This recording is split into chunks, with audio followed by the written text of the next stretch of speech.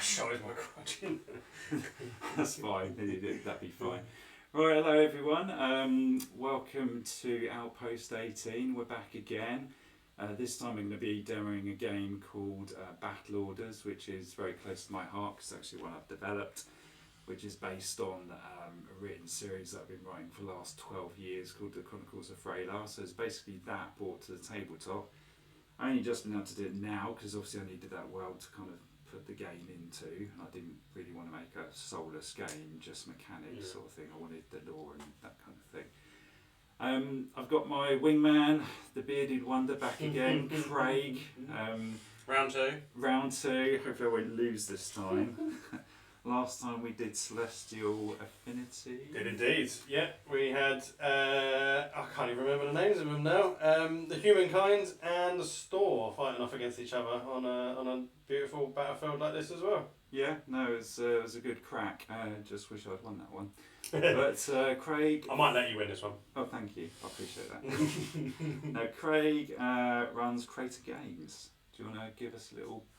Thank you very much. Yeah, Creative Games, we're a small independent studio. We are currently doing a board game of our own, hex tile based strategy and resource management game. I'm also in the process of writing a little companion comic for it as well, and there are dreams of one day making a video game out of it at some point as well. So quite a few eggs in the basket there, but initially you can do the video game. I can do. Now, I am a small independent video game developer now. Yeah. You're in Bracky's Game Jam. Bracky's Game Jam, and I'm just starting to do my degree in computer science game development as well. So hopefully in the next few years I'll have an actual qualification to say that I can genuinely do it. And you'll be earning the megabucks. Hopefully. I mean, yeah, I have already made 2 small games, so it's kind of the skills are there. It's just about building it up. Yeah. But yeah, no, initially Creative Games is going to be releasing our board game at some point in the near future. There's no real date set, but we hope to have a prototype done soon. Nowhere near to this standard, I must admit. This is phenomenal. There. You have done an excellent job on this, but thank you. As prototypes go, this is something special. So yeah, we're looking forward to getting this one going. That is for sure. Well, we're kind of getting out of the prototype phase now. We're still there. Like, we're using prototype cards today, which you can kind of see. Well, I mean, these models are like finished, aren't they? I mean, this is phenomenal. The models themselves are stunning. The detail in them, hopefully you'll be able to see it later on when we get some close-ups. But they are absolutely stunning. I think the only thing that, like you say, is not out of prototype is just finishing up the cards for their final vision, but. Everything just looks so clean and crisp. You've got a rulebook all pulled together, which is beautiful.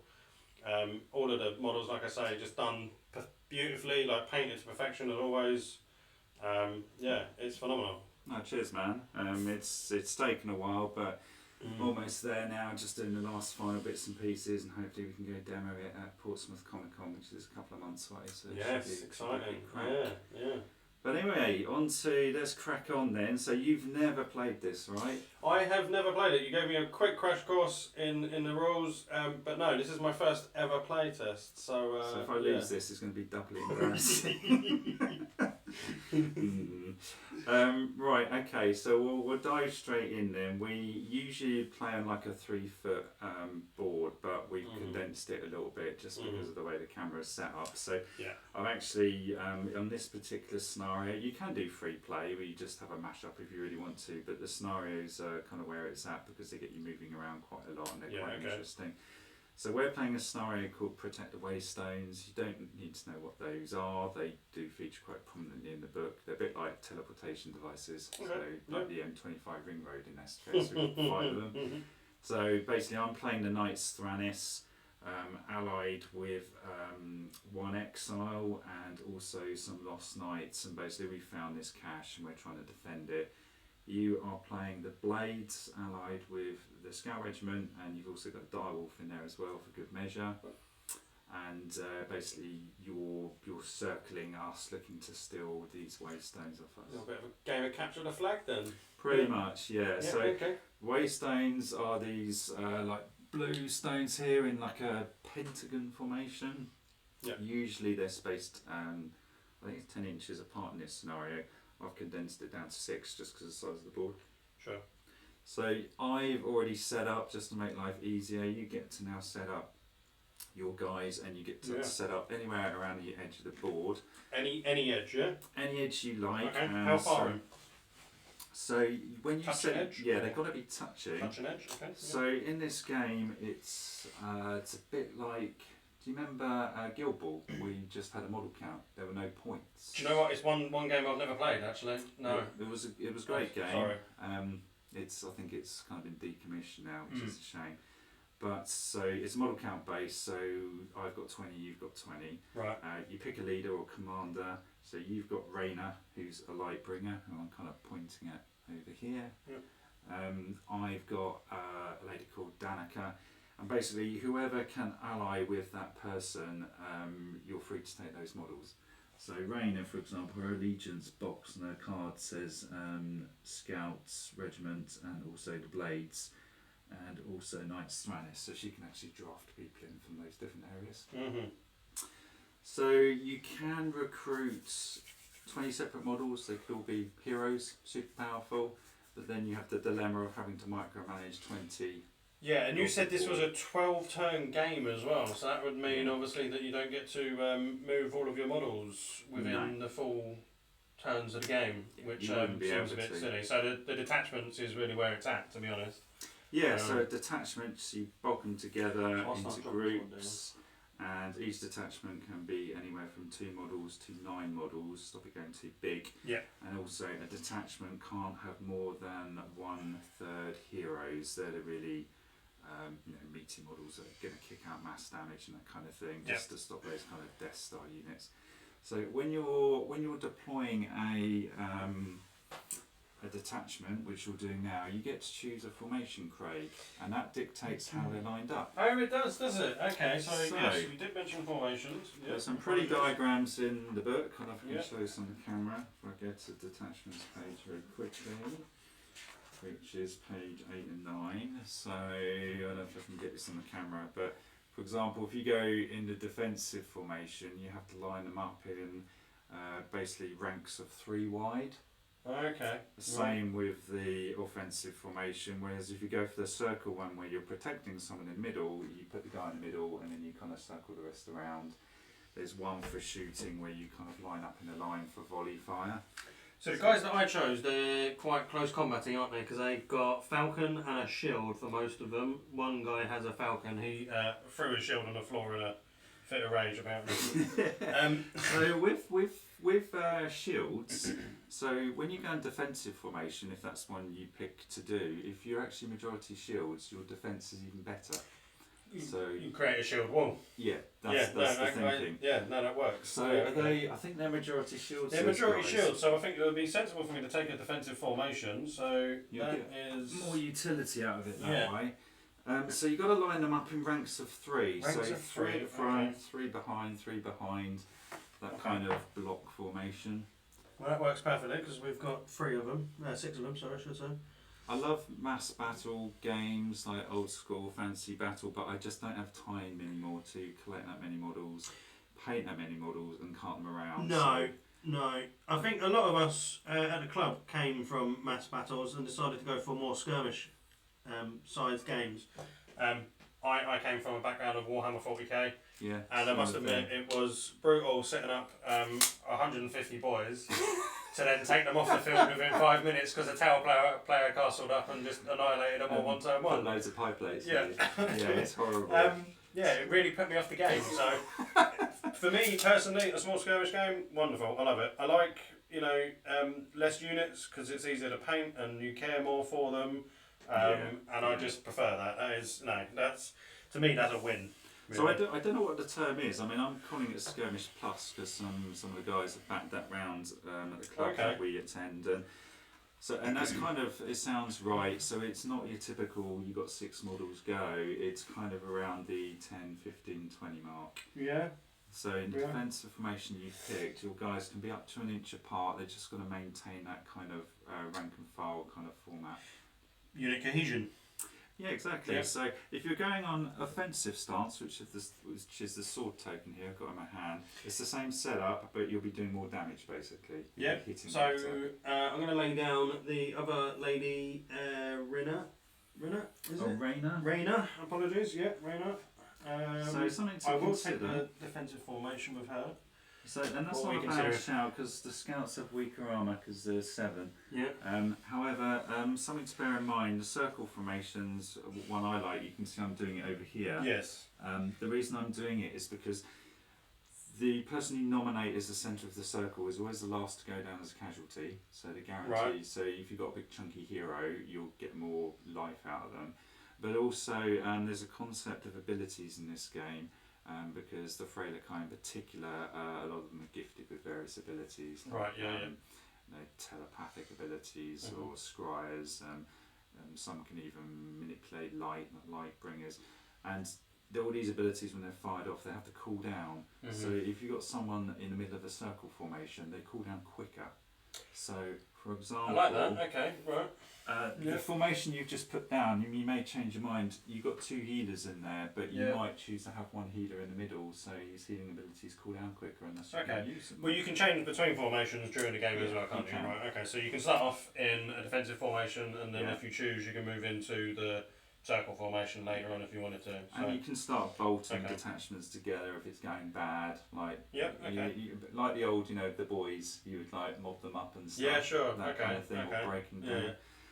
So you can do that. So okay, well I'll take the circle formation for Raina's team then. And so then if you had Raina in the middle, for example, just an example, you would get her blinding light ability. You would get it more often. You've also got, there's a volley fire one,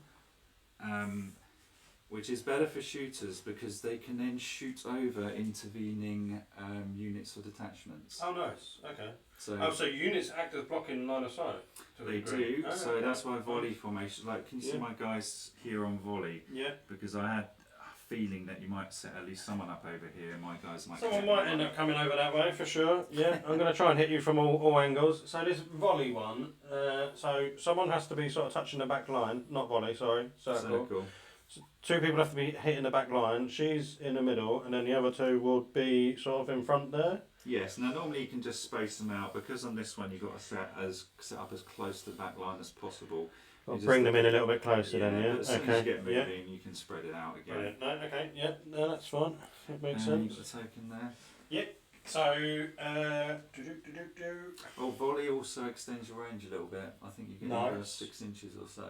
It's to simulate basically firing. I'd love an extra 6 inches. Hard to know 6 inches. Sorry, we're getting off piece. It's to simulate like firing at that like 45-degree angle. Yeah, like the arc shot. Yeah, okay, yeah. And nice. Okay. So defensive, offensive, volley, circle. Those are your main formations. Okay, and now we've got, and I apologise if I'm going to get all these names wrong. Lothnar, yeah, he's a telepath. Yeah. Ooh, okay. Now you've got a few shooters in there, so that's a bit of a mixed. That's a bit of a mixed team because you've got a couple of knife dudes and some archery. What would you suggest as a formation for them then? So the scouts are pretty low armour. It's only armour 6, so they pretty hurt me plenty. Like Doom level difficulties back in the day. Okay. Yeah. However, circle formation would cool down his abilities faster, and mine was awesome. It stuns the hell out of people. Yeah. Because he's a telepath. However, you got a decent amount of shooters. I mean, the bows shoot up to 24 inches. The throwing knives shoot up to 8. So they also have a skill called hit and run. They're one of the few units in the game that actually can fire then move, because normally you can't normally attack after you've moved. Right. But they can break the mould in this. Okay. So various things you could do. It depends where you put them. So you can extend the range. You could protect Lothnar. Yeah. So where's the line on this then for the edge of the board on this? So the edge of the board at this end is kind of the edge of where we got our cards. Okay. And it would extend all the way over to here. It does, yeah. So what I might end up doing actually then is. But also their armour's a bit pants, so defensive formation is also good. The only one they probably don't want is offensive. So with the volley, I'm just thinking ahead, and because I don't know the rules, it's nice to try and figure these things out early. This piece of terrain, would that be blocking line of sight in some way, or would I need to move out of its line to be able to get clear sight on them? This is an interesting question. This was a bit of a weird one. The volley lets you shoot over intervening units, But not actually because there are terrain. kind of like little gaps in between. Yeah, them. yeah, You I can get still that. vaguely see what's on the other side, Yeah. but terrain's a bit different. Sure, it does act as a blocking line of sight. And So, basically yeah, the okay. rules for terrain is you draw like a corridor between both sides of your detachment to the target, Right, and that's like your visual corridor. right. And if 50% of that visual corridor is covered or blocked, then you'll start picking up cover bonuses, which will be either like soft cover from brush and leaves, or it'll be hard cover from bits of wood and brick and stuff. Yeah, like no, that. okay, I get it. All right, okay. Yeah, that's I've seen similar styles in other games as well, so that's good. Yeah, Right, I'll tell you what, I'll go with a circle for him then. So it'll probably be the arrow boys at the back. He's the boss man, isn't he? The red-headed dude. you've got arguably better abilities than me, but my guys are more tanky. Yes. They're all armoured up. Yes. Nice. Okay. Yeah. No. Yeah. Well, there's a balance there, isn't there? I suppose. Your guys are also faster. Okay. And as So we well can run away as quicker. you Good. can, Good. and as well as having abilities for the models that you pick. Excuse So me. like Lothnar, for example, comes with Mind Ball, so you get that Mhm. card, and when you use it, it cools down. It's a 4-turn cooldown, but because you've got them in circle formation, that will cool down at double speed. So that will actually only take 2 turns now to cool down whilst you're on that circle formation. So you can use his Mind Ball ability a lot more, all the while you're in that formation. Stagger condition. Okay. Good. Stagger's Okay. horrible. Yeah. It reduces movement, it reduces defence, and it reduces something else. That's going to be helpful.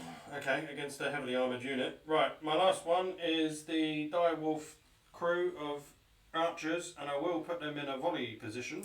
So I'm going to put a bit of pressure on you here. The direwolf is called Chrysis, and I know that proofreader T-Ball is going to jump into chat later. He's proofread every book in the series. Yep. He's a massive fan of Chrysis, and Okay. I did speak to him at one point, and I kind of floated the idea of Chrysis getting possibly killed in the series, and he just said words to the effect of, "If you do that, you're a dead man, Liam." I mean, you can't kill someone that's loved, a beloved character. So I'm just telling you, putting you on notice. If you kill Chrysis, Right, you're being okay. killed. So if Chrysis dies in this game, then that's it. He's done for the entire series. That's it. That's The T-Ball's So just going to break His you. fate is in my hands, really. Okay. Well, I apologise to your editor when he comes on or watches this. So there are lots of different races and factions. The Direwolves is actually a race that you can play in its own right. Oh, wow. You can also play the Loup Perdu, which are like spirit wolves that can devolve Sounded into very mist. French. It is. Is it? They can kind of devolve into mist and reform. Oh, cool. Very You can nice. play the Ravnakai, which is just like brute juggernauts that just charge through you. I'll try and do a quick scan around. Yeah, go Apologies for to anyone looking at the That's alright. small camera. Now, little camera's a bit jumpy Yeah. because I went for low quality and it's nice and slick on the movement, but the quality just wasn't there. So Apologies for the jitteriness. Anyone watching this? we've gone for high I'll res. try and do it as slow as possible. There we go. Jitter on movement. I'm scared of knocking anything over. One day I'll get better That's technology. hilarious. Are you going to be our James Cameron for today? I'll try. I was meant to do it the last game, and I ended up getting involved in the game so much that I forgot to pick up the camera. And there's my detachment there, just on the back line. And Well, my you've got the final- cap like a cameraman, you know? I do liken myself to a little bit of a Kevin Smith at times. All I need is a suit jacket on, and then we're good to go. Right, I'll leave the camera back here. Ready that for leg's the hanging action. off the table there. Right, yeah. Oh, there you go, you got it. There you go. Right, ready for the first turn. Okay, so Okay, so we are set up. We are in formations. we're set up. So we're playing me. scenario 1, which is Lovely. I've got to defend the Waystone network basically. you need to get 2 of these off the board. I need to get them off the board. I need to pick them up and get them off the board. So wow, okay. in each scenario, you get a couple of extra orders. So the basic turn sequence is attacker has a go, defender has a go. Not necessarily in that order. It depends on the scenario. But in this one, the attacker's going first. You've got initiative. Oh, nice. Okay. Sometimes you have to roll for initiative.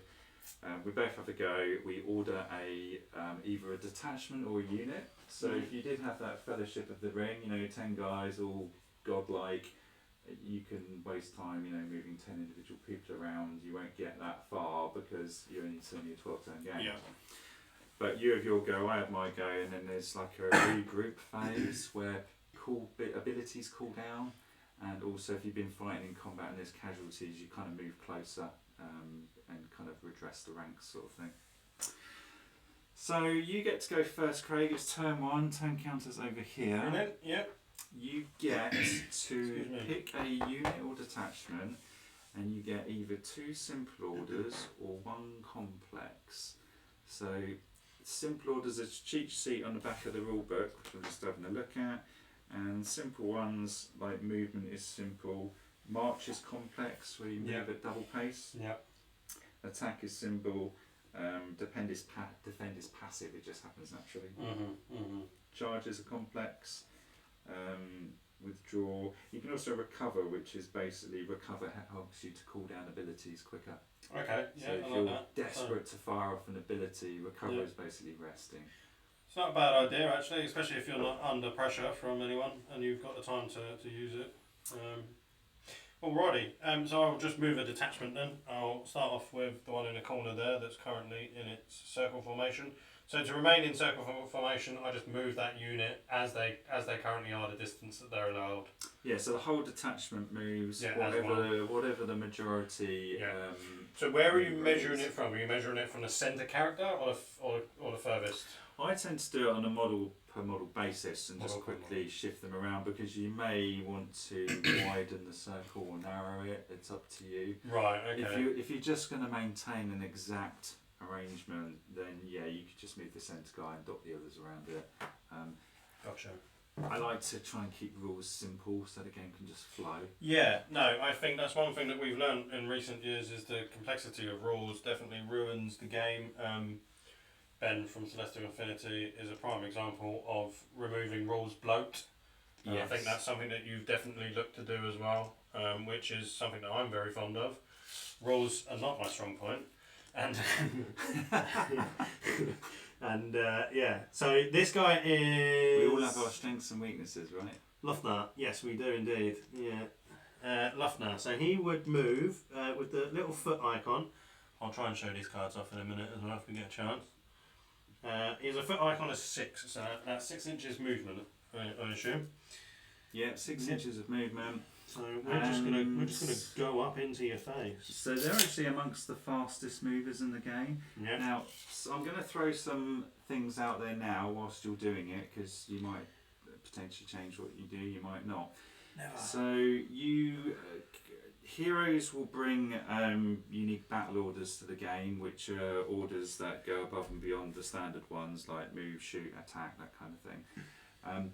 So he gives you Mind War as an example, but you also get some race-specific battle order cards. So the Freylakai get Wraith Wings. So if you choose to use Wraith Wings, it lasts for a few turns because it gives you the Flight 2 condition. So it will last for 2 turns basically, Flight.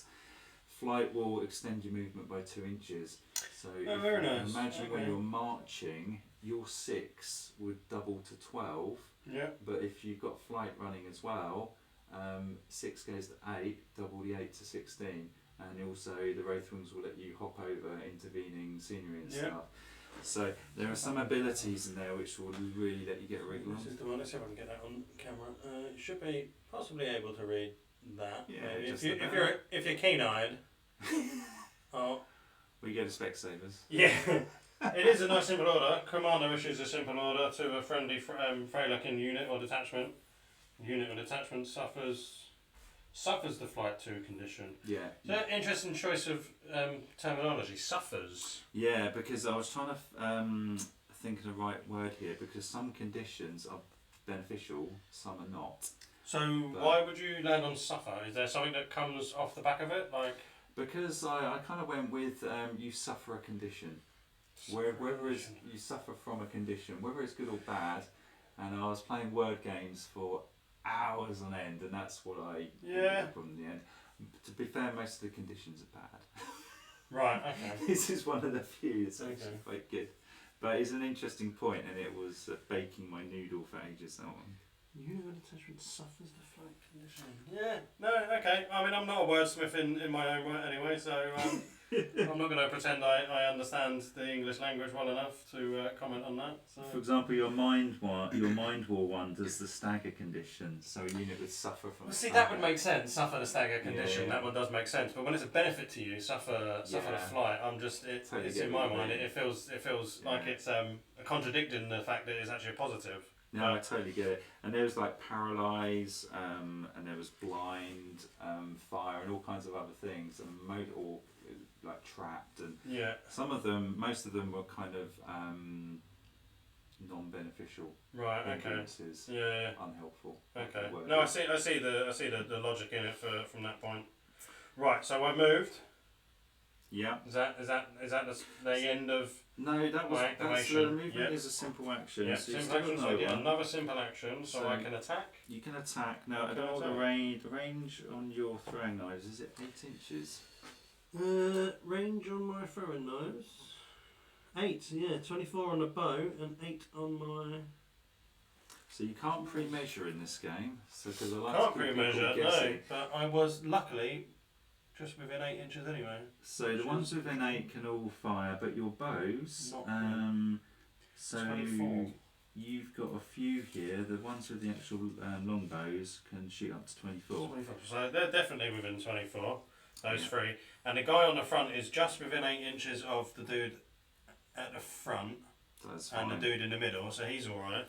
Yeah. But my company commander, my unit commander, or attachment commander, I'd say it's just outside of 8 inches. So it's something to think about, and you may or may not want to do it. It's both good and bad. Is one of your strategy race cards is seize initiative. Now, if you burn it, it's discard. So once you use it, it's gone. You've got 2 of them, but it gives you an extra order. Now, the reason I mention this is because if you wanted. You've used 1 order, you've got 1 left. If you wanted a 3rd one, you could then get Lothnar's Mind War going as well as the shooting. Yeah, to allow for stagger, right? Yeah. Okay, I see. Now stagger. So talk me through these strategy abilities then. So you're allowed to pull off however many you want in a turn? Yeah, the cards would all say whether they're simple actions or complex. So, and if you did choose to, like for example, instead of shooting, you could just use Mind War, but then you're doing one thing instead of firing a load of guys. But Mind War, stagger, so units suffering this condition subtract -1 from their movement, so it's going to make it harder for me to move around. And defence, so that's going to make it easier for you to cause casualties. And also -1 to attack rolls.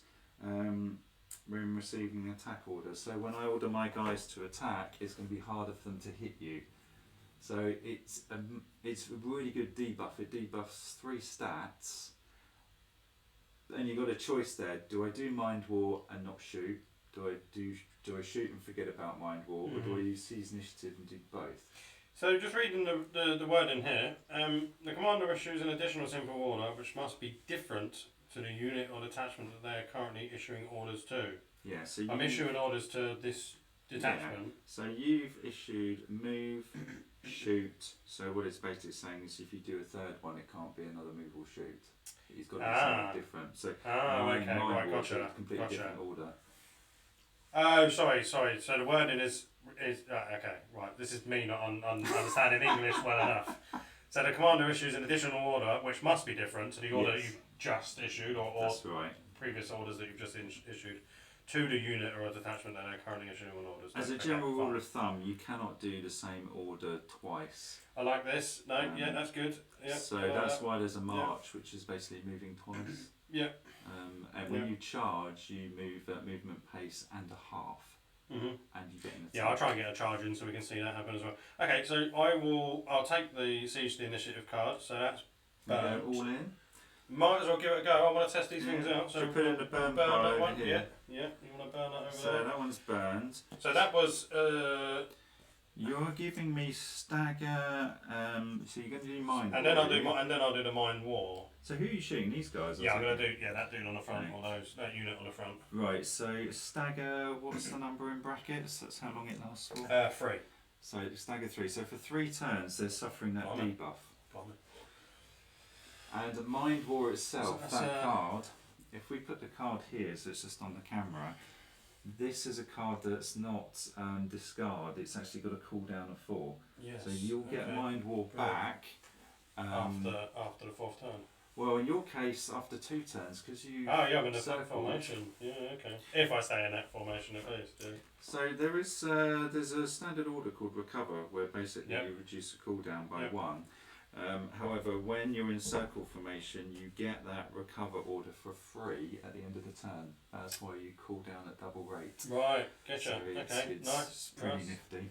Cool. So now we're allowed to fire our weapons into that group. So if you look at the sword stat, all of your guys. So I'm going to move the camera around a bit so we can actually see what it is you're doing. So you're. I'm no James Cameron. Failed already. I always forget to move this. So here's your scouts, and you're shooting directly ahead over here, basically. Exactly that. Also, let's put some heating on as well, so we don't freeze. Yeah. So my main dude, Lofnar, he is shooting with 2, so 2 dice. Now, is he in range? Oh no, he's not. No. Is he not in range? No, he's not. No, of course not. Okay. So the others are all one dice apiece. Okay, so you've got those 4 guys, but Lothnar's already done his Mind War. So I see you're using what is D12? D12s. Yeah, D12s. So, bear with me here, because you may disagree. Okay.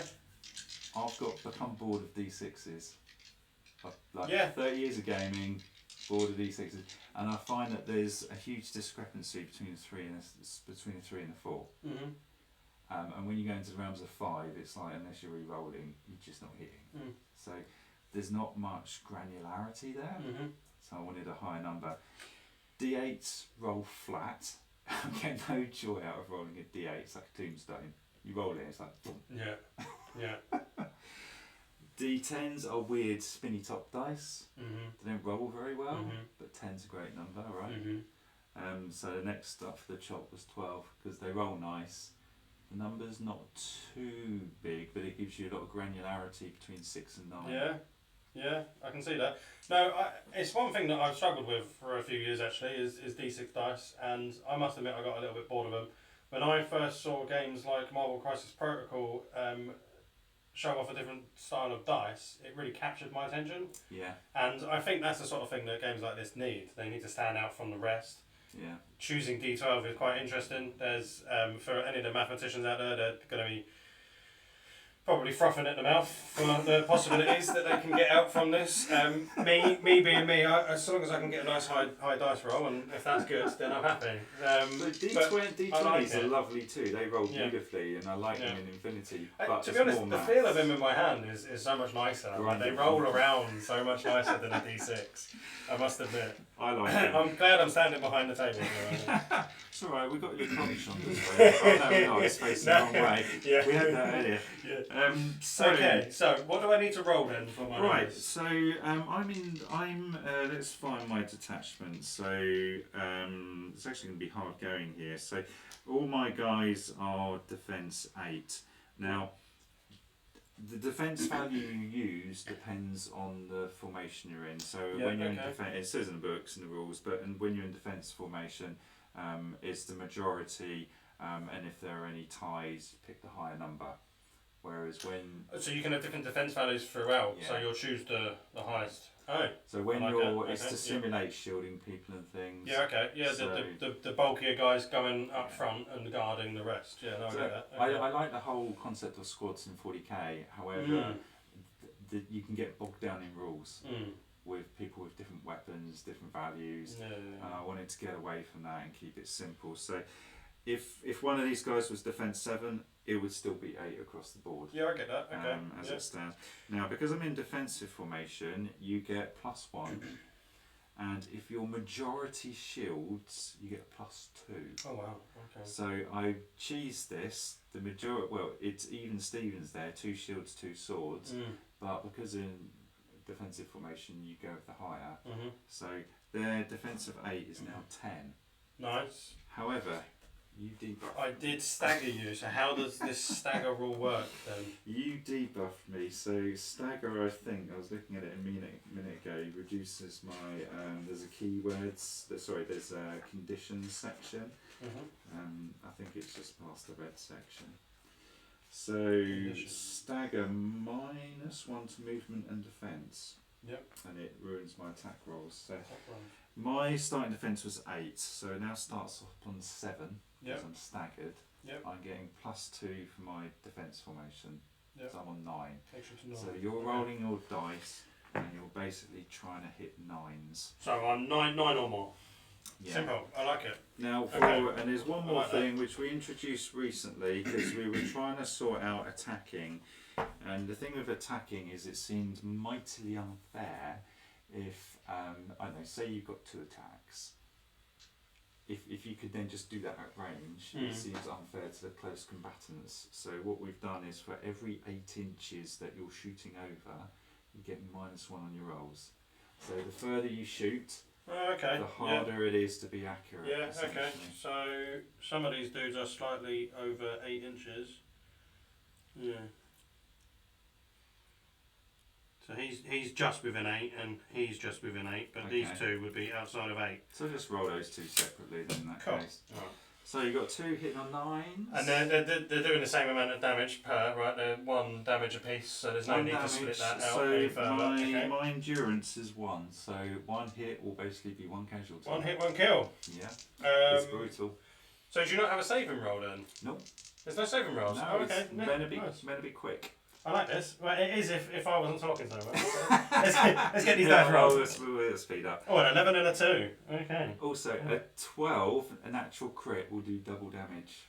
Oh, nice. And they can be brutal. Oh, wow. Okay. So I played my son once. He rolled 3 12s, and I walked out the room in that little moment.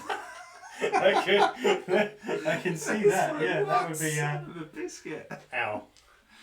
So 1 hit, 1 miss. No, that's a casualty. No, we do have a casualty. Okay, excellent. Was that your 9 or 10 roll? Was that the guys at the front or back? Those will be the 2 front ones. Sorry. Okay, yeah. So and this is you're looking for. And these 10s, are my two backs, so these will be 10s.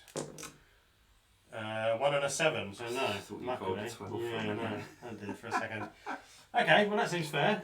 One casualty out of the 4. That's a good roll. Some interesting bits here. Your hits going to the hit pool. I was going to call it the dead pool, and then I thought, hang on, I might have half on my back. You'll have someone from the what are they called? Time variance authority come out and just drag you in. Yeah, I know what you're talking about. That's going to bug me now. I can't remember the name. Yeah, I can't think of it now. Actually, it's on the tip of my tongue. Who have we got on chat there? Don't hurt my boy. That's got to be Tibor. I'm driving home and listening. Hello, Tibor. Hello. Yeah, don't kill Chris's. Yeah, man. No, I will do as much as I can to keep your direwolf alive. I promise that. Don't worry about that. If Chris dies, that chat's going to blow up with all kinds of abuse. That's it. So your hits go into the hit pool. Okay. And then I basically have to allocate those hits to my guys. I have to remove entire models where possible. It's to stop wound spreading. Okay. I like that. I kind of hate that. It prolongs games.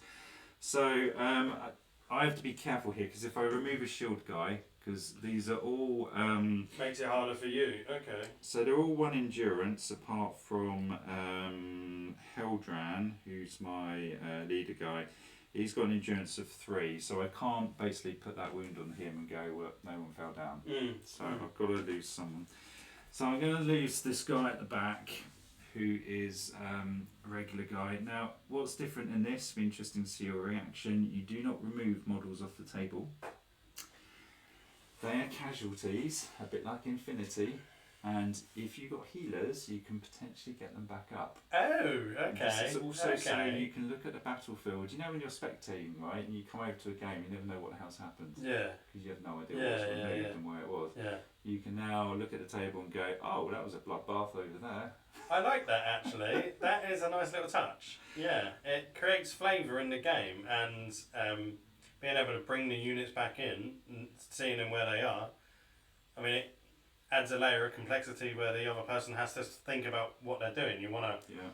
So if I was to completely wipe a squad, they still remain there, and they could potentially be brought back. Yeah. So That's also to make it a bit PG friendly for the children, these guys are all laying on the floor, bleeding, screaming. Yeah. But the important thing is they're not dead. They're not dead. Yeah. Yeah. They're wounded. They've got arms missing or whatever. But those healer guys, they're called renewalists. The really skilled ones can start, reattaching stuff and getting the blood flowing again. Do you know what? That's some real nice flavour actually. I think it adds something extra to the game. So I like that actually. I'll be interested to see how it plays out. I know we've talked a lot because we're just kind of doing the basics, but it will get quite brutal, and you'll just see swathes of corpses. Yeah, well, once we've done a turn, I know what goes where, and then we can sort of plough through it then from that point. So. Right, so then I get to have my turn. So these are debuffed at the moment with the stagger, so that's a real nuisance. Yep. My guys are particularly slow. They only move 5, and with stagger they're now moving a mighty 4. They're not really going anywhere. So trying to chase you down is going to be difficult. I might actually use my archers in the detachment behind. Yeah, okay, yeah. I've got 3 in there, but what I might do is I've got my 2 simple actions. I'm going to use Dahlia's, so she has foresight. So with foresight, the commander issues a simple order to the unit or detachment. Had to be worded this way because you might have a guy on their own or you might have a block. Yeah, That's why you see that quite a lot. Yeah. Issues a simple order to the unit or detachment the unit is part of, so Dahlia can affect someone, she can order her own detachment. They can basically pull off something called foresight, which will give her the evade 3 condition. Because she's a scryer, she can see the future. Oh, okay. So this is to simulate her for seeing incoming fire and stuff. Yeah, okay. So I'm going to use my foresight. It has a cooldown of 4, so I won't get it back. Prediction, basically, yeah. Yeah, she's kind of... Because there's scenes in the book, right, where she's running towards a load of arrow fire and she's using her ability to try and evade it all. Yeah, sure. So she gets evade 3. Evade units targeted by an attack order or any other formations of offence that causes hits while suffering this condition, subtract 2 from their attack rolls. Wow. So anyone attacking me, like you just attacked then, you get -2 on your attack rolls, lowering your rolls. So it makes them a lot harder to hit as they're evading. So that was my first simple order. My second simple order is I'm going to shoot. So when you do the attack order, it is close combat, shooting, or both. So if you've got a mixed unit, you could be in combat maybe, and the close combat guys are sucking out at people next to them. The shooters don't have to shoot into the same combat. They can actually shoot a completely different detachment. That is something that always frustrates me in games, not being able to shoot out or anything like that. Can you shoot into combat? Yeah. Oh, thank God for that. Of course you can. And this winds me up, because you've got a bow, you're going to use it. And we see it on films like, do you remember the 13th Warrior? Guy with the bow, and he's shooting at pretty close range, because you would do it. And these guys aren't all hemmed in against each other, they're moving around, and the archers may be at the back just firing off a shot, or shooting at a completely different detachment.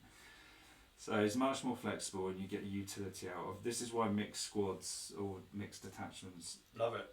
Are a thing. Absolutely love it. So they're going to fire. Now I know that I've only got 1, 2, 3 with bows. They're range 24. Yeah. Because I'm on volley formation, I can actually shoot over these guys. Yeah. Gonna target over here. They're all over 8 inches, and I'm going into that first bracket of I get a debuff. For every 8 inches you pass over. it's -1 on your rolls. Yep. So we look at your majority defence for your scouts, which is not overly high for the scouts. No, 6 for my guys. Yeah, 6 all round. Now I would need to roll 6s, but because I've got that -1 debuff, I'm actually going to need to roll 7s. Nice. I like it. Okay. Just roll low, please. So you can shoot across the table if you've got 24-inch range, and I think volley fire also extends your range by 6 inches. So you can shoot up to 30 inches, but the debuffs you're going to get, they're going to stack up. Mate, you've done that brilliantly. That is, it's a nice touch. We'll keep it differently. So I'm on 7s. That's pretty savage. I mean, the 6 misses, but 2 hits. Nice. Into your dead pool. Sorry, hit pool. So you have to allocate. I think in-house I'm going to call it Deadpool. I'm going to have to, just because it makes so much more sense. Do you not want to keep your bow, guys? The Death Pool. Well, longer range. Yeah, I know. I'm half tempted, but do you know what? I don't like archers, so I'm going to. You don't like archers? I don't like archers. No. Brilliant. Anybody who knows me, I'm a brute. Give me a shield, not even that. Give me a sword or a mace, and just send me forwards. I'm happy.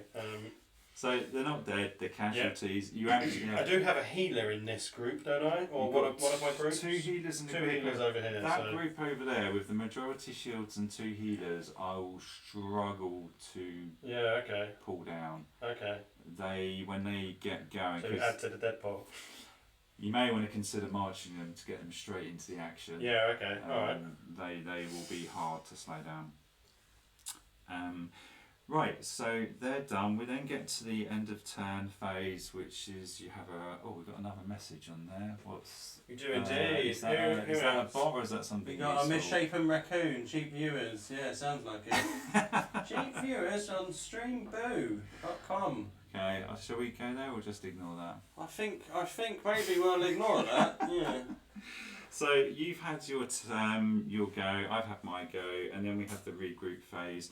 In the regroup phase, all active cooldowns drop down by 1 and any conditions. Yeah. So my stagger goes down to 2. Yeah. So does my circle formation still count even though I've lost my dude? Yeah, so before you do it, my foresight drops to 3. Mm-hmm. Now, your mind wall would drop to 3, but because you're in circle formation, you get a free recover order, which is what will cause it to drop down again. Yeah. For the person in the middle. Okay. And the person you're protecting is Lothnar, who used Mind War. It's his ability, so it's cooling down at double rate. Cool. Right, then we start a new turn. You go again. We're now on turn 2, and now we're going to start ripping through. Right, so we should get a little bit quicker. It's nice and simple. There's no rules bloke here, so I'm happy with that. So those dudes are. That's that lady there. She's cover page of one of your. So Raina, there's some flavour text here in the weapons. One of her weapons is called Shadowcaster.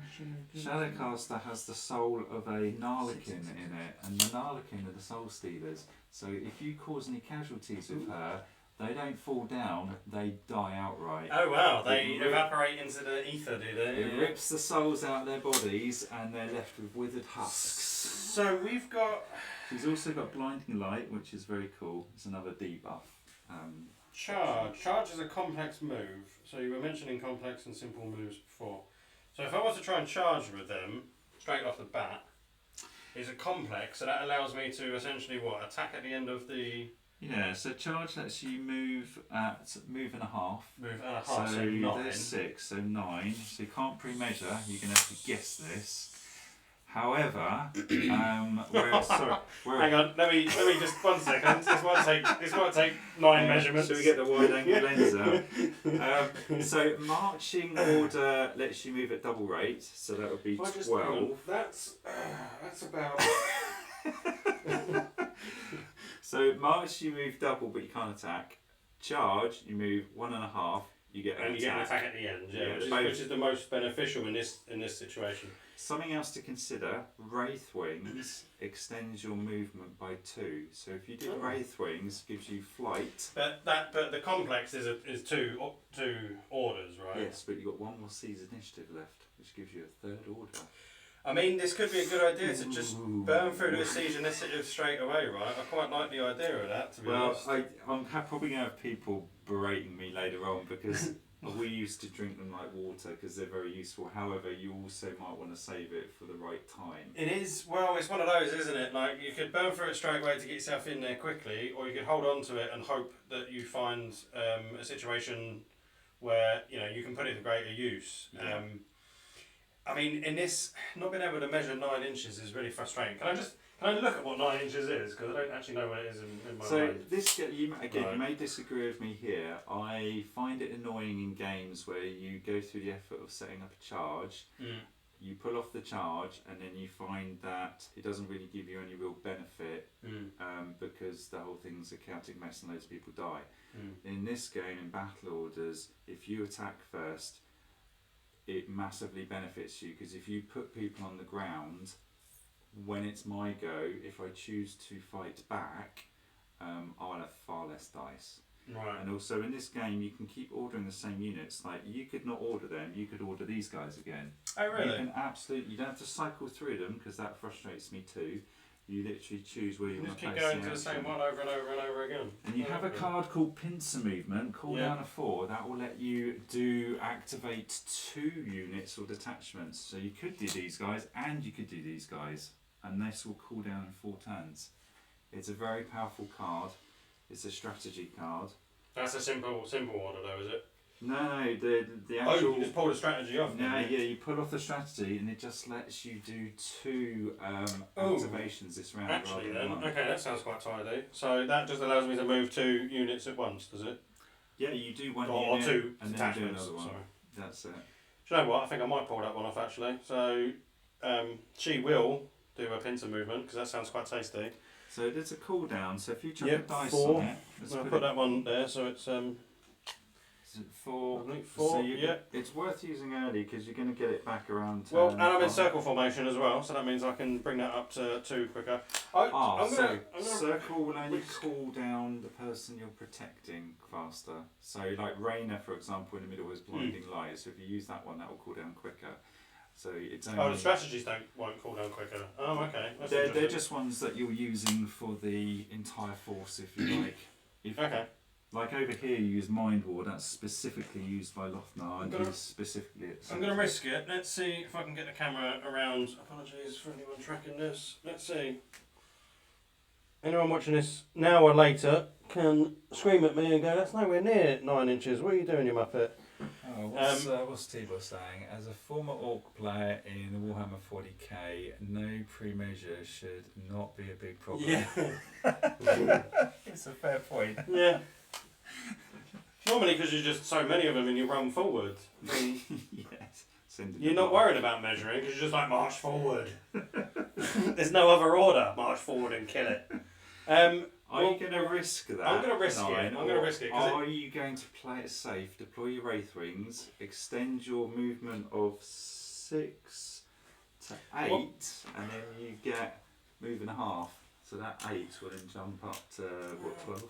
I don't want to waste the CG initiative just yet. I want to hold on to it for a later turn just to see if there's anything I can do to. If you misjudge this, they will just be sitting there scratching their noses. So well, they just won't move, right? They'll move, but they just won't get there. They just won't get there, and then you'll be closer to punch me back.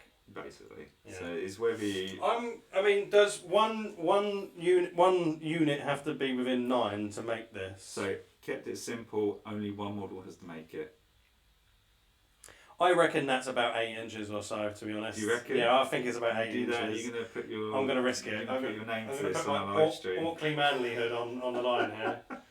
So. Tibor, is that 8 inches? Oh, it's in! It's in! What? Well and truly in 9 inches! Look at that! What was the distance? It's 7.5 to there. Oh, you're in. Okay. Oh. So 9 inches gets me all the way to the back. Look at that! So oh my god! Maintain the formation because you're in circle, but try and contact as many as you can, basically, whilst maintaining the formation. They're all going to fight anyway, so it's a moot point. I didn't want this aggro of every model has to touch another model because it becomes complicated. Well, there's a few game systems out there, and I think 40k do it as well, where so long as your a unit, the model in front of you is touching an enemy combatant, then you yourself are able to do it. Yeah. And then 40k. Well, I don't know if they did it many years ago, but they had that wraparound system. Yeah, where you wraparound system that you could then start to sort of like drift them around. The unit cohesion sort of started to bring them around, and it's nice. But I think in a small game like this, if you're in front of a model that's touching an enemy combatant, I don't see why you can't. It just keeps things stupidly simple and keeps the game flowing. So I have all of them attacking. That woman has the so she's got the shadow caster. Yeah, right? I would So roll she's Raina gonna be separately because clean any through. hits she lands will actually be outright kills. So she's got two. So I might take some extra dice there. so I need another. put 2 dice to one side for her. The rest of the guys are giving you 1, 1, 1, 1. So you got 4 more dice. So if anyone who's a dice fan, this is probably a good opportunity to pick up different coloured dice as well, right? I know there's a few dice fans in our group, and I'm sure there's across the globe there's a few other dice fans out there. So this is for me. I like to just kind of roll everything at once. One of them, it makes life easier, Simon, pointed me to this great site where you can get cool dice, and I got these ones because they're like a smoky grey. Oh no, these are beautiful, but they don't show up on the bloody camera. So that was a mistake. Oh, that's a shame. So we've got 4 other guys in there throwing fists. So I go with. So you're going after my Lost Knights. So go with Raina first. Okay, so my Lost Knights are weak. They got a defense of 6. However, they're on defensive stance. Sorry, defensive formation. So defensive formation gives you +1 to your armour, but because they're majority shields, you get +2 instead. So defensive formation is really good for majority shield formations. Oh, excuse me. So their 6 is going to go to 8. 6 to 8. Okay, fine. Well, we'll go with Raina first. She's using a shadow caster, so hopefully we can just completely remove a couple of them straight off the bat. Where they won't be getting back up. Roll sensibly over here. That's a 10 and a 7. Oh, okay. So that's 1 down at least. Well, 1 removed. 1 completely removed. Yeah, So, sorry. 1 completely removed. Let's remember that. That's in the dead pool. Yeah. I'll put that over there. Don't chase us, Marvel. So in the book it says simple. Deadpool is the intellectual property of Marvel, we promise. Right, the other 4 are going to throw their normal blades, but there's no other penalty to that, so they're still on the... No, they still cause hits and right. casualties, but I could potentially heal them. Yep, Right. So we're on 8s for that. Jesus Christ. 2 11s and a 10. So that is actually the whole unit gone. It's me saying Jesus Christ and I'm an atheist. Oh, so 3 get put down and 1 gets taken off entirely. Yeah. That is pretty rough. Oh, Jesus, okay. So Ralith, so it's actually put the names of the guys on the base as well. Yeah, I love it. So Yeah, really nice. I was saying earlier there are lots of cards, but actually you don't need most of these cards because a lot of the bolt gun billies, as I call them, the chod, like if you take a scout with throwing knives, you can take as many of those as you want. Yeah, sure. You'll want to mix heroes and stuff like that. Yeah. There are other ones named characters, like if I take Zelia as an example, there is a specific card for her because people who have read the series might actually want that card, Yeah, the I get it. artwork and Yeah. stuff. But Yeah. the stat line is still the same as a basic scout. So you could take 1 card with the scout stat, or you could take the specific cards for those. I like that because there's a little bit of fan service in there, but there's also just for the casual player who may not have gone through the books and explored the world in depth. They can still pick it up and play it and not worry about what names and anything like that. But you can just fan service pays off well for anyone who is invested. So I like that. That's a nice touch. No, what I don't like is those 3 go down. Lay the rest of them down, and I'm going to dance over their mutilated bodies. You want to knock them down on the floor. Yeah. So they're casualties. So unless I can get, my Hilo Lordan's actually in this circle formation now. Yeah. Okay. And I've got him circled up because I want his healing more rapidly, and I'm going to need it. Well, that was quite impressive, I must admit. I'm happy with that. So the game is generally brutal. I've gone away from this hit, save, double save kind of stuff. Yeah. Instead, it's like you're trying to hit a defense value, you roll the dice. Yeah. Yes, there are buffs and debuffs. Work those out, and you're just targeting a number, and then. I think it works really well because, your characters, your models have a defensive value. That always makes sense. They have, whatever it might be. They've got something light or they've got something heavy. So that's a 6 or a 9, whatever it is, right? If you roll that number, then you've hit that person. Why should there then be another roll to say whether that person then defends it or something like that? That has never made sense to me. It was starting to annoy me. I've rolled that dice. I've cheered and gone, yeah, brilliant. Yeah, I hit you. Oh yeah, now I get to do my armor saving roll. Well, and guess what? I've blocked it. It never made sense to me. I've hit you. I've scored the hit. I've wounded you. That's it. End of the story. Right, we're done. You go down. And also that's the other thing that grated on me is you see models with wound values. Well, in my mind, and I do sword fighting. If someone's wounded, they're not bleeding, right? Yeah. So I've never quite wrapped my head around the fact that a model has like 2 wounds. Because for me that's like, well, you're walking around dead.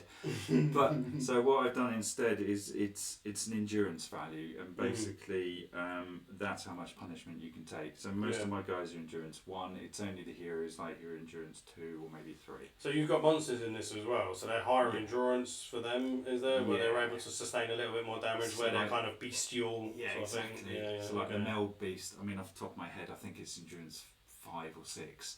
So you got to hit that quite a few times before it goes down. But I mean, if you were to have a good roll like that, where you've got a whole detachment, like 6 of it or 4 or 5 of them, throw in, they could potentially drag it down in one turn, right? Yeah. So the more units you put in a detachment, you can go up to 9. Yes, the more devastating they will be. However, the less options you will have on the table, because all the scenarios are designed to get you moving and doing things. Like here, there are 5 objectives essentially. So if you make 2 Death Stars, that's cool. It'll take a long time to erode them, but they will struggle to cover ground. Yeah, I get it. So it's a trade-off.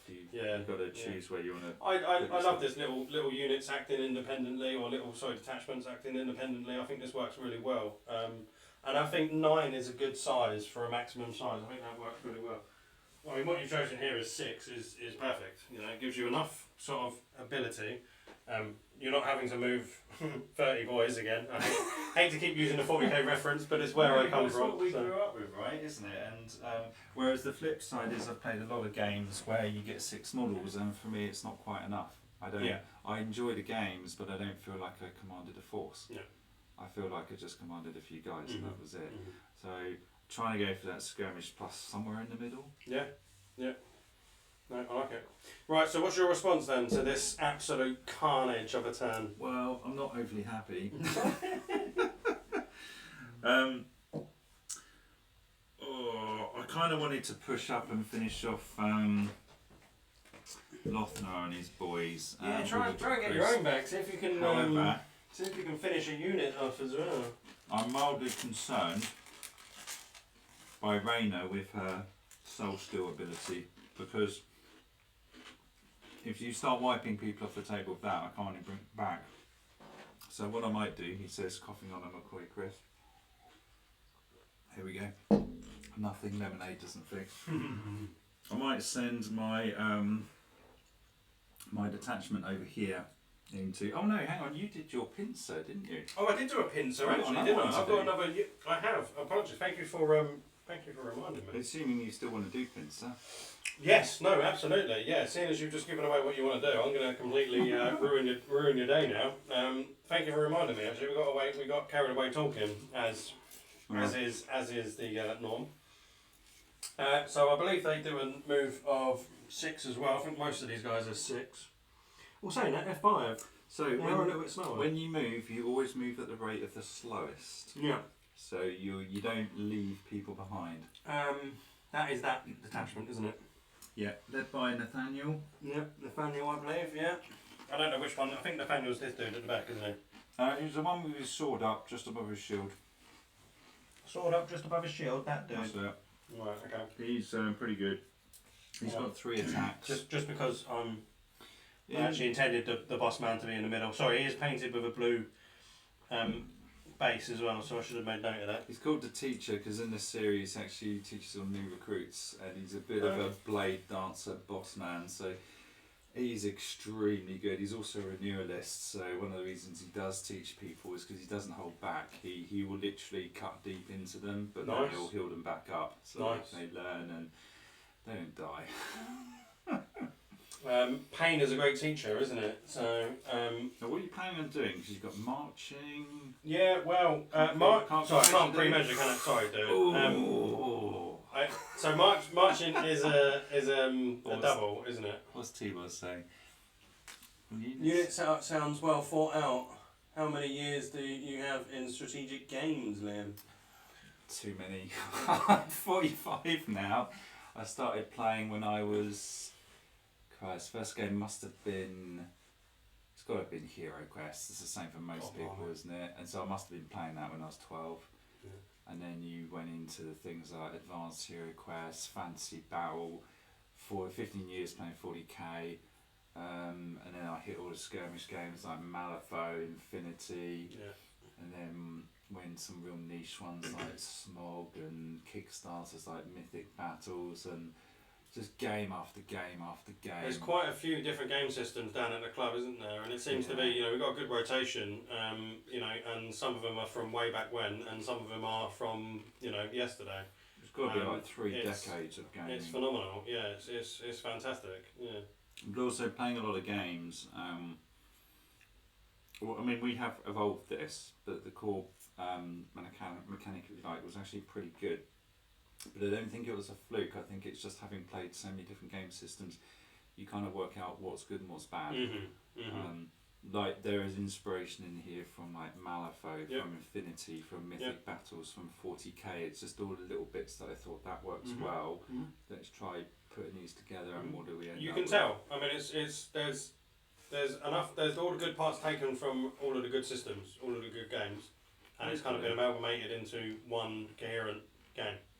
That was the no rules bloat, no nonsense, and I don't want the ambiguity because it just causes bickering. It's horrible, isn't it? I mean, I've had arguments over a placement of a model, and you're thinking, guys, we're playing a friendly game here. Exactly right. We're not playing competitively. What's going on? It just kills the mood. Let's just do it. Yeah. So anyway, back to the game quickly then. Thank you for the comment anyway. Yeah, I mean... Back to the game. I didn't quite get the pre-measures down, but I was going to go for a march order, which is double my movement, isn't it? Double, so average move of those guys...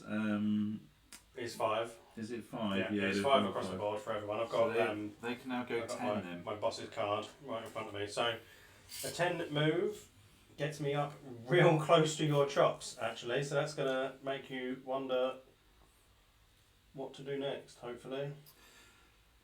So a march is a complex order. Yes, so that will be the end of that. That is that. That's all I can do. Unless you burn a C's initiative card and get a third order. You're determined to get me to burn that C's initiative, aren't you? Don't want to use C's it. initiative is great because being able to pull out an extra order when you need it is very useful. But you only get 2 because they're discard when you use them cards. Yeah. Well, being how powerful that card is, I think any more than that, it would just be a little bit too much. Yeah, there's one card, you've got your pincer which lets you activate 2 different detachments or units. It's very powerful, it cools down. There is only one card that's better. I actually have it with one of my Knight Lord Commander. Okay. It's the same thing, it's 1 use only so it disappears, but it lets you reactivate any unit, so you can actually activate a unit twice. Oh wow. Now on the melee that can be devastating. It's 1 use and then it's gone. That could be game changing, couldn't it? It can be. It can help you decimate a unit. I've seen it happen with good rolls. Yeah. However, because the scenarios are structured that it's not necessarily about murder, death, kill, you have to do something. Yeah. Yeah, it helps, but it doesn't win the game. Yeah. Yeah. So I don't think I can go toe to toe with these guys. You've got 2 healers, I have 1. You've got a hero, I've got a hero. Oh, maybe I could.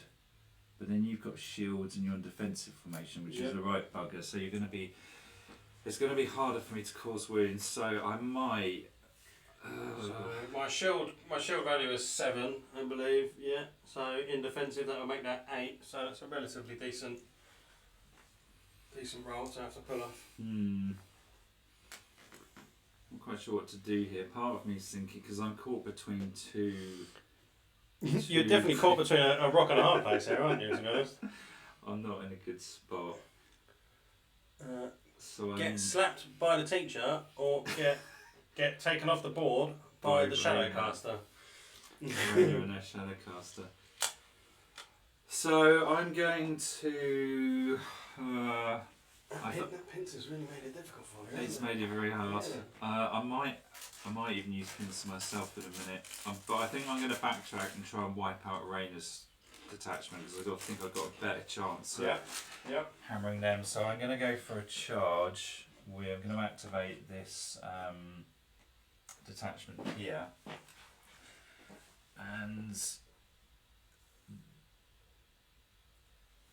I'm going to take this this token away because that formation is broken all on the floor. So you only have formation bonuses if you have a detachment. Yep.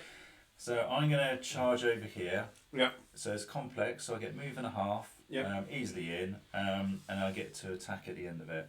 Nice. So I'm going to go here. I'm going to maintain my circle formation.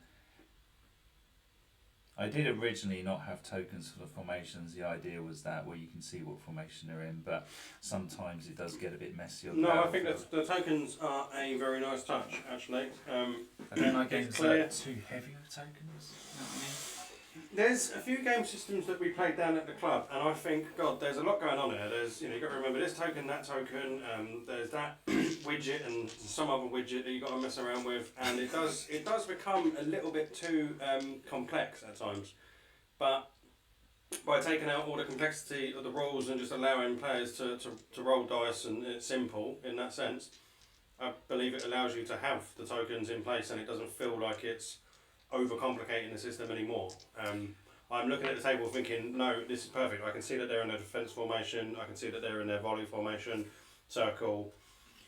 It's clear. Perfect. I like it. Well, without it, I'd be looking at it going, oh, hang on, what's that again? No, so that's good to hear. I think it's a great addition. Yeah. No, so we'll get some proper tokens made up at some point because we're just using flat laminated discs at the moment. No, I don't think you'd have to do anything too special though, would you, to be honest? I don't think so.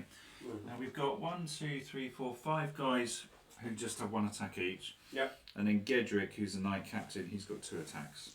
That is a really cool stance on him as well. I'm going to lift him out of the middle there, sorry, just to let's show him off a little bit to the camera. That's Lordan, my healer. So when I was is he not the main dude? No, main dude is the. So I was that's the healer guy anyway. I was trying to have him like crouched on the floor, like kind of attending to someone. Oh, I see that. Yeah. Res them and get. So who's your main dude? The blue one there. Sorry, blue base. He's the one. Yeah, he's kind of got his finger out, like go that way. There we go. Pull your finger out, boys. Hopefully that's clear enough on the screen for people to see. It's not quite auto-focusing, sadly, but yeah, you get the general idea. So I'm throwing 2, 4, 6, 7 dice. Ooh. Now your average defence for these guys. 7. Now Rainer is 7, but the rest. 7. Oh, Rainer, sorry, we're looking at 7. Rainer's 7, but the rest is 6. Yeah, and they're not in any defensive formations. So what? No, so it's just going 6. Going for 6s. Okay. Straight 6. There's no buffs or debuffs going on anyway. This could be rough. Okay, this could be real rough. Yeah. It's going to be rough. I need it to be rough. I pray to the dice gods that this is. Oh no! Is it good or is it bad? There's 4 in there, so that's not terrible. 7, 8, 11. Yeah. I wanted better. I mean, that's almost most of them, though. It is above average. That's almost all of them, so yeah. But you have to take off whole models where possible. Now, you could take Rainer off. She's got an endurance of 2, but I suspect you won't want to. All the other guys are endurance of 1. No, I'll lay down my other dudes. I'm going to leave Rainer because she's got the Shadowcaster. She's also got Blinding Light, which is a nice ability to debuff. So, is there anything like, what do they call it in other systems? your unit's been almost wiped out and you have to do a courage check or something like that. I can't think what they call it in other games. Yeah, like some kind of morale. Morale, there we check. go. Yeah, morale check or anything like that. It came up a few times and we were wondering whether to sneak it in. We haven't done it at the moment because we found that the game actually is very brutal. So we've left it as it is, but also one of the scenarios, it's a new one actually, we're going to play test it on Tuesday, where it's called Slaughter in the Vale, where basically the attackers are just butchering civilians because they're purposely trying to demoralise the defensive line. Oh wow. And so for every 2 civilians that get butchered, the defender is forced to lose a model where their spirit is broken and they run off. Nice. So we've actually been doing morale in a slightly different way in some scenarios. Okay. It's also quite gutting. You know, I remember in Fantasy Battle we had that massive block. You spent years painting it. Mm-hmm. You put it down. It fails a morale test and it buggers off. Yeah. It's gut wrenching. Yeah. For sure. In this, we've taken a view of and I kind of see this myself when I do sword fighting myself.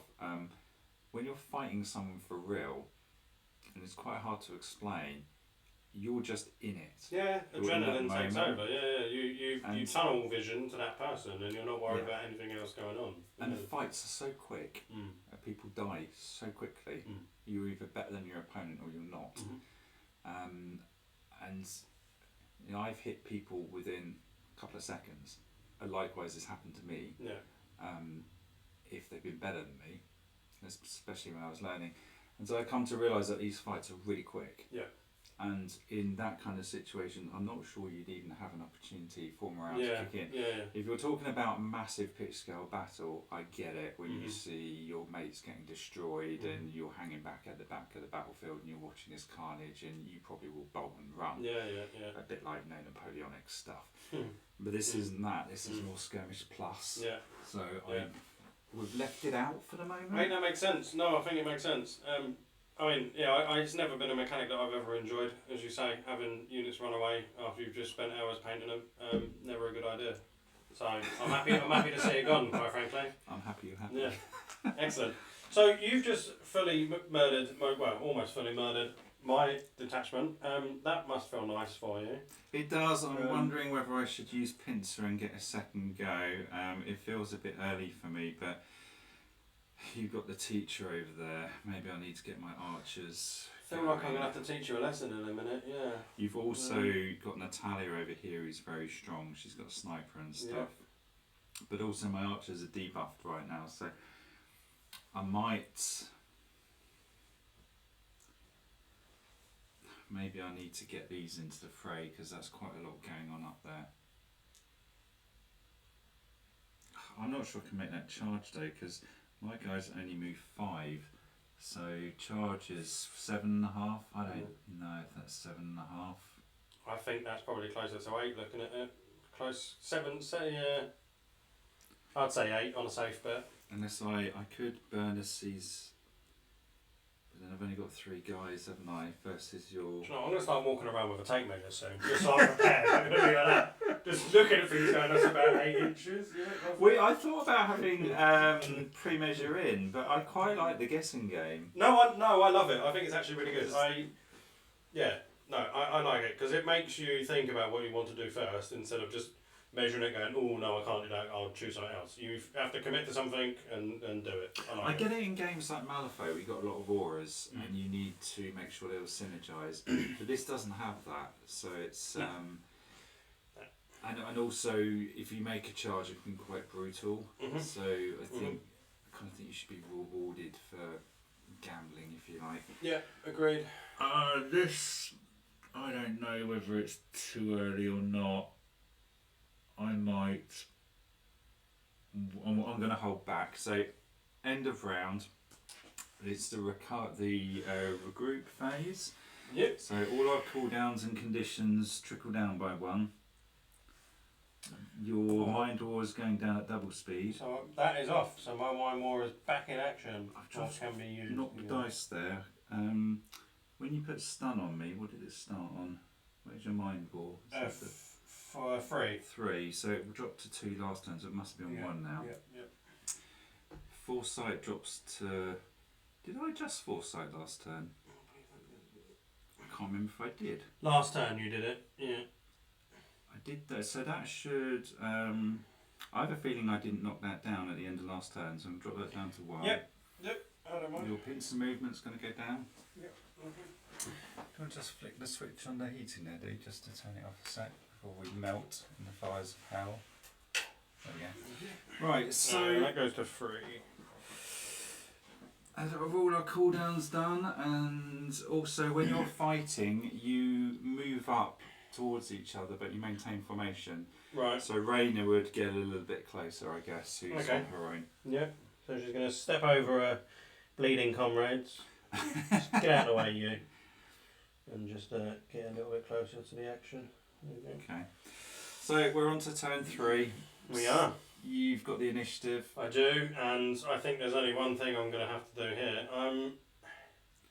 Something to note about initiative, I'm deliberately not dicing off for it every turn because I get frustrated when your strategy gets poo-pooed purely by luck. Mm. And for me, sometimes you can get owned if you set something up but you didn't go first. Yeah. And it just grates something a little bit. No, absolutely. Losing an initiative role in some of the other games has always irked me. And I've wanted to flip the table in that moment, quite frankly. I'm going to go for a complex order charge into, surprise, surprise, your dudes. Now, I know I activated them last turn, but you said you can keep activating the same unit over and over. And I think it's a good idea in this instance, because you've just almost wiped out that squad. Get them over, do some damage to you, hopefully recover some of them, and seeing as you didn't want to go toe to toe with them, you obviously seem a little bit scared of them. Right, you have other options. You could move forwards, spend a order to pick it up, and then burn a seize initiative to them and walk away. Oh, the thing is The to scenario just nick them, is isn't not it? about murder, death, The thing kill. is to just so do they have to completely come off? Got to get them off the table. So, but they're gone then. No, what they do is they get it to the edge of the table. Then we've done this. They suffer a paralysed 2 condition where basically they need to pause there for a moment whilst they're basically passing it to someone else who takes it back to camp or whatever. And then they're back into the game. Yeah, and then they're back in. So I think that might be the moment to use the season initiative. To be honest, I mean, what you're don't going get me to wrong. You might think it's better to go crush me. That may or may not work, but you'll get locked into a fight for a bit. We've got 12 turns, haven't we? I don't want to drag it out for too long, but we do have 12 turns. It's early days. And you've got, I mean, you've wiped out a large amount of my force here already. I know that they can get picked up again. I only need one person alive to be able to pick up the thing and walk away. Yeah, other Quite things frankly. you could do. You could use these to chomp through detachments. Yeah. And you've got formation cards, so you could even do things like over here with Lothnar. You could break down the formation to get a couple of smaller ones, and then they start grabbing things and running. And your pincer movement is particularly useful then, where you get multiple things doing stuff. So I could take them out, chog them down, take him off to grab that and leg it that way, and then bring them in. They could do something similar. You still got these guys over here. I'm going to go with my orcish nature and go straight in for a charge though, because it's going to keep it bloody. Yeah, I have to, because it's the orc within me. We're just going to go for a charge on those dudes. Yeah. We're well within the 10 Easily. inches. Well within the 10 inches, so we are It's just going to... move and a half, but you're in either way. For a charge... Oh, it is, sorry, that's the march, isn't it? Sorry, March yeah, is moving up, so it'll be 7 and a half. So we're just going to move him up to there. Can I just move that out of the way to get units in place? Does it matter about... Just leave it there, it doesn't matter. So something, again, I'm just throwing ideas out here. You're currently coming into me in defensive formation, which is fine. It means you'll survive longer. But you can do things like change formation and then go in, and that's where the seize initiative, that extra order, is useful, because the charges are complex, move and attack, but you could then use like seize initiative to have that third order to change your formation before you then barrel rolled in. So you could go on like attack formation and then charge in. There's all kinds of things you can do with that extra third order. Okay, no, I see the benefit to it. I'm going to stick in my original formation for now. Yep, so defensive lines. Move your little shield up there. Because I'm sure those guys are slightly tougher than my dudes, so I'm not gonna wipe them in any way. That's yours there, isn't it? Well, I'm hoping these will stand up, but we'll see what happens. You've got a lot you of never know. attacks. I've got some good dice rolls in me every now and then. So have you got Nathaniel's card, or did you take it? Yeah, no, Nathaniel's card's here. So he's actually on 3. Yeah. The rest are on 1. So I'll roll him first. You can actually clump them together because he doesn't have like Rainer, that soul steel ability. Oh, okay. So Right. 3, 4, 5, 6, 7, 8 dice. 8 dice. I'll have another 3 somewhere. If you could, please. Did you have it? They're all here actually. Sorry, they're all in the front. Apologies. Yeah.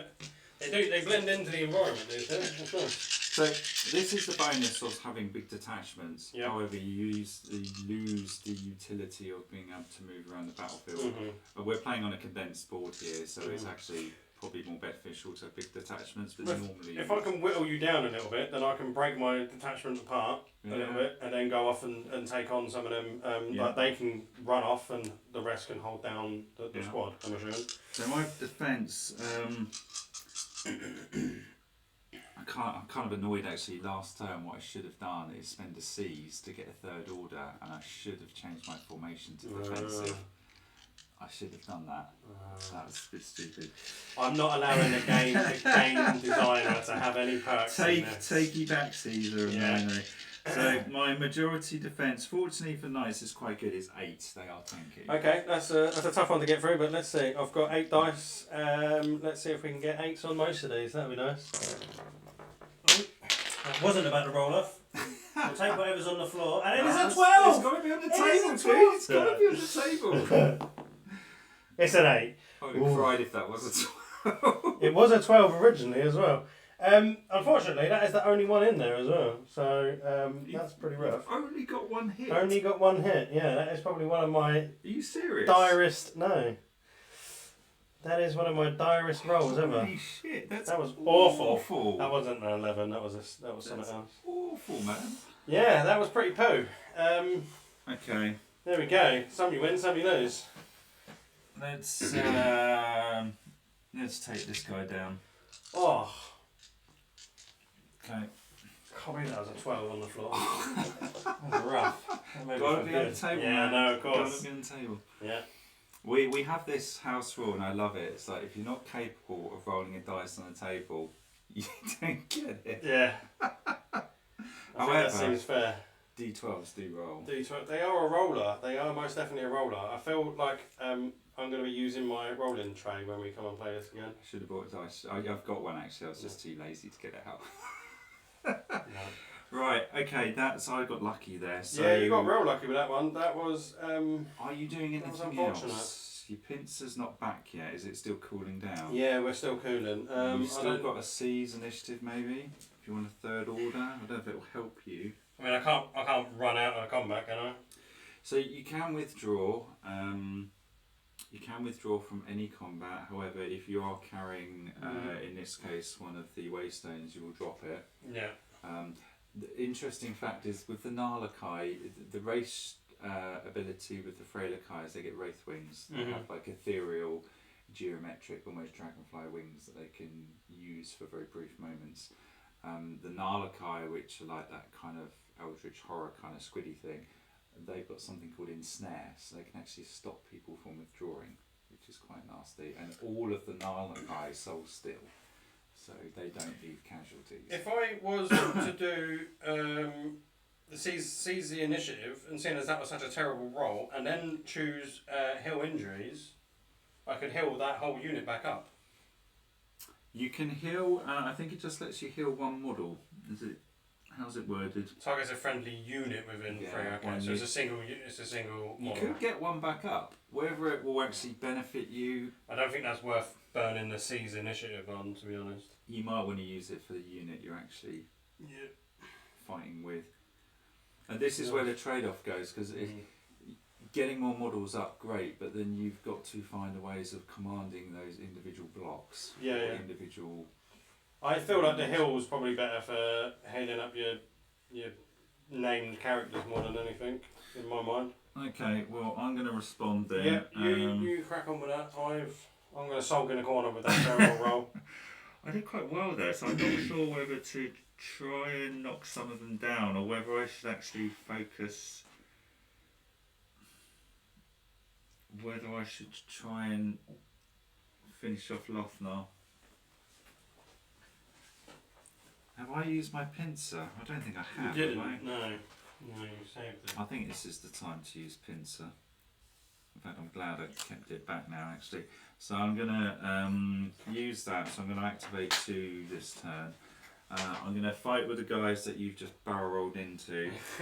So I hope my defensive formation holds out. Do I have any abilities I can use first? I've got a healer guy, Lordan. Ooh, I've got a telekinetic in there. I might do some shenanigans in a minute.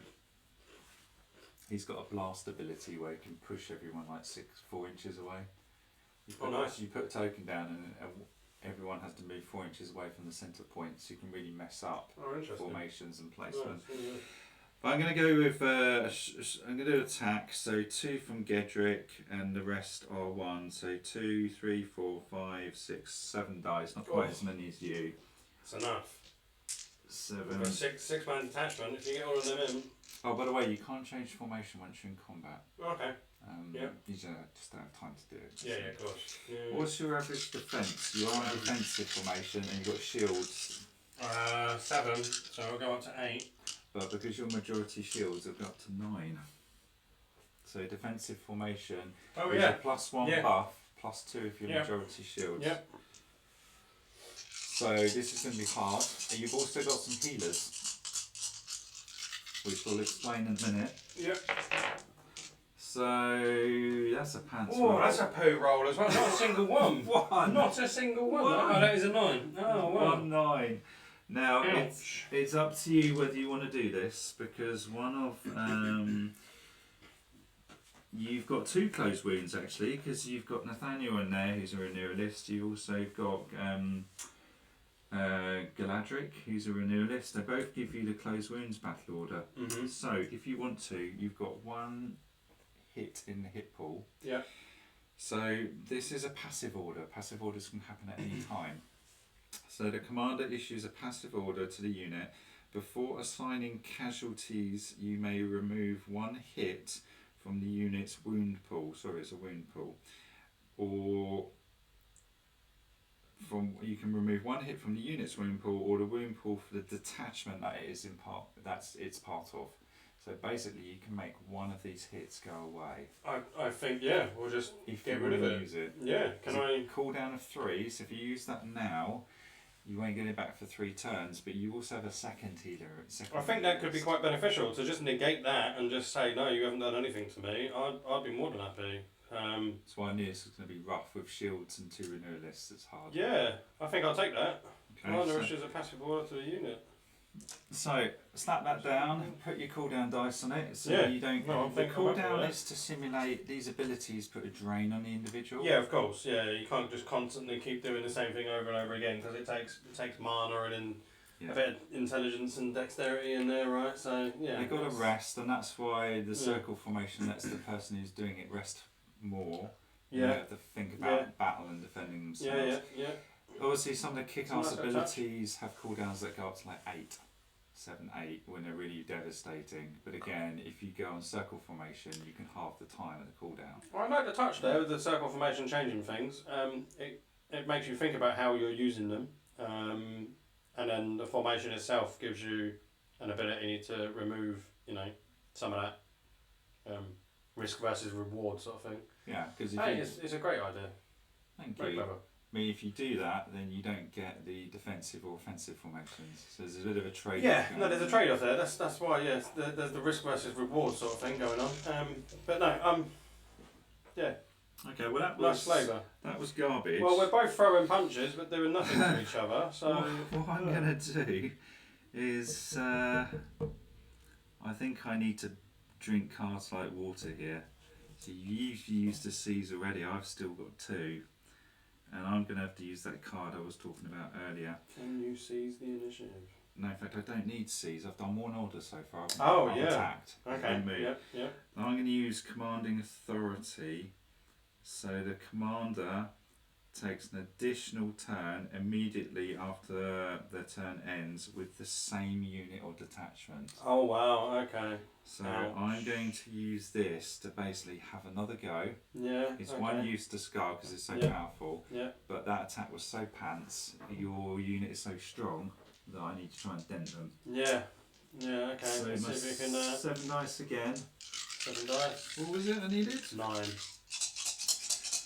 Well, that's rough.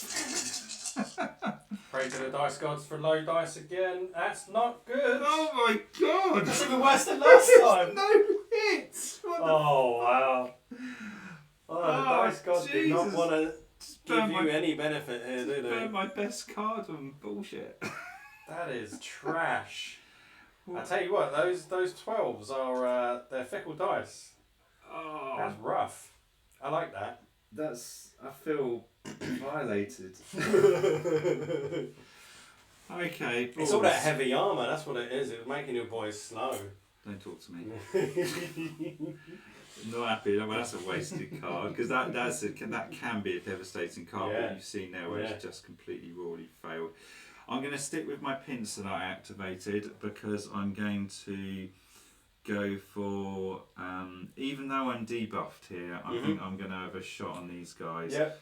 So I've got 3. I mean, I could move closer to get into range actually. Maybe I should do that. Yeah, because you were outside of range there, so you would be at a -1 for that, wouldn't you? Yeah, I'm going to move them so they have an average movement of. Well, the slowest movement is 5. Dahlia can go 6, but you have to move at the speed of the slowest. You're also not blocked by friendly troops in this game. There's another thing that annoys me, and we saw it in Celestial Affinity where Ben lets you move through friendly troops, and I quite like that. Yeah. So it kind of annoys me a bit that your mate's in front of you and they're like, no, you can't pass. Yeah. I've done away with that, so I'm going to move these guys forward 5. I think you And see then I'm it gonna shoot in them. Total War. I believe if you try and move through a unit, they literally disperse and they get out of the way. Yeah, you know, would. they make way for the unit trying to move through. You know, or they push through. If something's important and you need your mates to go do that important thing, You step aside. you let them do it. You step aside, didn't you? Yeah. In this case, I need to shoot you. So I'm not going to Come on, suffer. I don't think I'm going to suffer from any 8 buffs here. They're all shooting within 8, so there's no buffs on the debuffs on the range. Yeah, we're on this Your one. average defense. It's 6. So 3 dice. I need 6, and you can actually see now how quick it is to work out. It's how many dice am I rolling? What's the target? Yep. And there are some Yep. buffs or debuffs. So I need 6s. A 12 would be nice. 7 and 10, I'll 7 take and it. 10. That's enough. Yeah. So Well, 2 in the wound pool. You're going to take down. I'm just going to take down my 2 dudes. the Yeah. 1 endurance guys. Yeah. One endurance guys go down Now- and leave the leader. This is known as a broken formation. Yeah, okay. This is no longer a valid detachment. It's Okay. 1 guy, therefore you lose the formation bonus. Okay. He now is basically a single unit. Yep. And this is where I was saying Okay, earlier, yeah. you can make a Fellowship of the Ring style force, but Mhm. then you're spending your turn effectively just getting utility out of 1 person. Yeah. Okay. And yes, he's good, but you'd rather, it feels better when you were like commanding Mhm. 9, right? Mhm. End of the Okay. turn. That's pretty rough. Cooldowns, and so this is going to drop to 3. I get my foresight back now, which is nice. I was saying that actually. Yeah, her formation should have been binned off now. My evade that I put up here has now gone. Cool. So I don't have that this turn. Your stun has now worn off. Oh crap! I forgot about that. That debuffed these guys. No, that was these guys at front. Oh, did you stun them? Yeah. Okay, right. So they are. That's That gone. formation going as well. And Cool. You called all your stuff Yep, down? yep. Did I call my pincer down? I thought I did it this turn, so yes I have. Started on 4, went to 3. So we're now on turn 4. We're Okay, alright. kicking 3 turns I think- out quicker now. I think it's time to get Chris involved, to be honest. What's Tibo saying? Like I roll with 40k. Sad face. Yeah. Yeah, sucks, right? Yeah. 7 dice, not 1 hit. Come on. Pretty rough, right? And the previous one, 7 dice, 1 hit. Yeah. Come I mean, on. always having to score 6s was a nightmare. I hated it, quite honestly. I played Custodian Guard for a very short time. Purely because they wound on 2s, they hit on 2s, they defend on 2s, everything. Yeah. So I was rolling my dice, going, oh, guess what? I've scored everything. It felt good. Yeah. Coming from you've got to roll a 6 to hit anything, or 6 to negate the wound or whatever, and you're like, this is a whole different world, you know. This is why I've steered away from D6, because I don't think there's enough granularity. And in fact, Aidan calls them the devil's dice. And I mean, after 3 decades of tabletop gaming, I see where he's coming from, because there is enough granularity, and the punishment is too severe when you go from 3 to 4, or even worse, from 4 to 5. So for me, being able to play around with the 6 to 9, because like 10, 11, 12 is like god tier stuff. I find it gives you a little bit more range. Mm-hmm. Right, I've got a question for you. Game question. So you were talking about splitting off units from a detachment. Now you've got Chris and those bow girls as a detachment, right? I'm going to take Chris out. Chrisis, sorry. Keep calling him Chris. Don't make him do another Sorry. sad face on the chat. Chrisis. Apologies. His boy. The you've beautiful dire wolf. You've got break formation, so Yeah. bear with me, it's a bit more complicated. So the commander issues a complex order to a friendly detachment, not in close combat. So that's that. 1 or more units in the detachment immediately carry out a move order and must break formation. If multiple units break formation, some or all of these new units may form new detachments among themselves. So you can split them apart as much as you like and form as many different detachments as you like, and they all get to move, and it can move in different directions, which is why it's a complex order, because you potentially get a lot of movement in multiple directions. You also get to assume a new formation of your choice. So if you imagine a 9 unit detachment could suddenly break down into 3 detachments of 3, all go in different directions, all choose a new formation, is quite powerful. So it's a complex order. Yes. It's a complex order. And also Chrisis moves 7, He does, the rest of 5, so he would actually be able to move a lot. Yeah, that's what I'm further thinking than as you well. guys. But being a complex order, that's all they could do for this turn. Unless you use Cs. Unless to I get use a third Cs. order. Also bear in mind that Chris is on his own. He does have endurance of 2, but on his own, he could go down quick from a bit bow fire, which doesn't completely whiff. Yeah. However, with a movement of 7, he can get behind those buildings, and if you chose to use a Cs and then marched him, Christ, he could pretty much teleport across the board. Well, I'm thinking his strength lies in sort of, being on his own. He's a bit more rapid.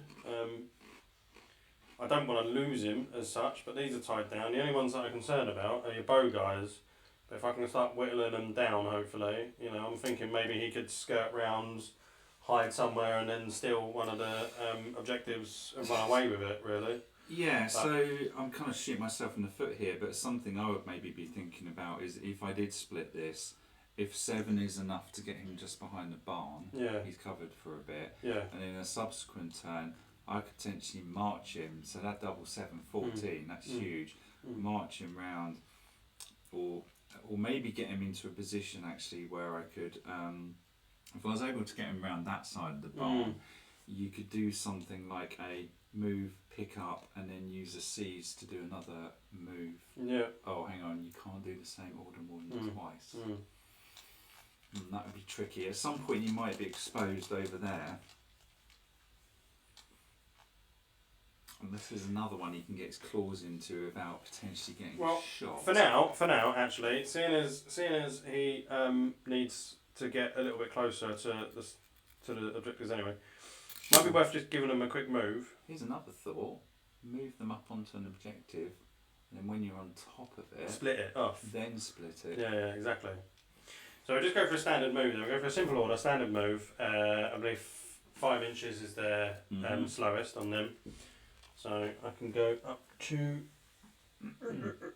Unless you want to march and get them onto that objective. Well, I want to be able to fire onto something. To be honest, I need to whittle down your dudes a little bit more. So and these guys have sniper, right? So yeah, Dave, Mook down the club, and Nick, they particularly like Natalia. If I can find her card. She's over here. So sniper is very cool. It's got a cooldown of 4. I'll let you have a read whilst I munch on crisps. So it's a simple order to a unit or detachment. Carrying out a ranged attack in line of sight this turn. The unit or detachment adds 1 to its attack roll and denies its target the use of any cover. So that is very nice. It might be worth just, sort of. However, you probably run out of orders unless you use the C's to put it off this turn. Because you already used one of your orders to move. Are we on turn 4 or 5? I think it would be 4. Yeah. So you have to do that. That would be one order. So it would be one order, and then the shoot is the second order. Yeah, but you can't. Right. You would run out of orders that would take you up to 3. So unless you use the I'll hold on to initiative. that for now. Anyway, where was that? That was. I'll just put that over there for now. I'll keep that in the bag. So a normal shoot is. So they've got 24 inches on their bows, right? Yeah, you're definitely going to shoot because you'll probably going to go over 8 there. I'm guessing. Yes. So, yeah. Let's measure it then. I'm pretty sure it's 8. I'll go into. You going for my shooters or the boss man? So he's got 2 wounds, right? 2, 1, 1. They're also defensive with shields. Defensive with shields. So they're actually an easier target. So I'll probably go for those ones at the front there. So we are. How many blocks of 8 are you looking at? Just a 1. Yeah, okay, so you'll get a -1 on your rolls. Yeah. So my average defence for those guys is 8. However, with the debuff, you're actually looking at 9s. Okay. These guys, anything special on them? I think Natalia shoots twice. Yeah, too good. Yeah, so that's cool. And is it 1 for the others? 1 for all the others. So 4 dice, 9s. Okay. Chris is just going to bark a bit. Yes. Yeah, he's going to bare his teeth and get ready for a little bit more. Right, let's hope 9s on these. Right, let's hope I can get a half decent roll. Oh, good! A 12 and 11. I'll take those. Brutal. I'll take that. I thought that whiffed then, and then the crit, and We'll take that. That sucks. So there are 3 hits in the wound pool. So because that 12 counts as 2, they're horrible. So I'm gonna lose this one. I'm gonna lose this chap. I didn't want to start digging into my bows, but I can't wound spread. I mean, I could. These are like 2 wounds each. I mean, I could suck it up and lose one of my cool guys, but the thing is, Dahlia shoots twice, Vorian I think attacks 3. They're pretty solid. So it pains me to do this when I'm going to lose one of my bows. Good, I'm glad. Yes, I wanted to get rid of your bows, quite frankly. Balls. That helps. Okay, so cool. My response, unless I'll you're take using that. C's. No, I'm not using C's. No, I'm holding on to that bad boy. Do I try and finish what I started? To quote Kylo Ren. Maybe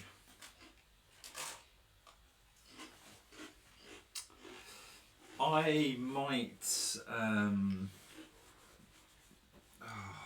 I thought about maybe marching these guys across here, but it is committing my guys then, and I've got to be a little bit careful. Because I got caught out in a game. Dave Mook actually played this blinder of a move where he literally flew over me, picked up one and buggered off. Oh really? And I was like, gutted. I just didn't see it. So I need to be mindful of spreading out too far because my guys are particularly slow. Mm-hmm. But I'm not sure 2 shots from here is enough to finish off Loft Nart. Mind you, we've got that battle raging over there still, haven't we? There is a battle going on over here. Let's carry on over there. Who have I got? One went down, didn't he? Yeah. So I'm going to use Lordan. He has... He's got Closed Wounds, which is that one used earlier where you like stop an incoming hit. He's also got Heal Injuries, which I think your guy has. So it's a simple order. Commander issues a simple order to the unit or detachment the unit is part of. The unit targets a friendly within 3 inches. I'm pretty sure that guy's on the ground is within 3 inches of Lordan in the middle. Yeah. And line of sight, that is a casualty. The target is stood upright and may receive orders once more. The recovered unit may choose to form part of the unit's detachment. So I'm going to use Heal Injuries to get that casualty back up. So the guy who stood down is coming up. And then I think I'm full force there, so I've got 2 from Gedrick, 3, 4, 5, 6, 7 dice again, and I'm going to chuck it into your horrible tanky detachment, which I've just been bouncing off of. And hopefully I won't roll whiffy dice. Oh, we didn't actually... That was a 12. That's not bad. Yeah, okay, there's 4 wounds in the wound pool then. Was it 9? 9, yeah. So... Yeah, that's not bad. 4 wounds. Yeah, 2, 4 wounds 3, in the wound pool. It's not bad. So you do have.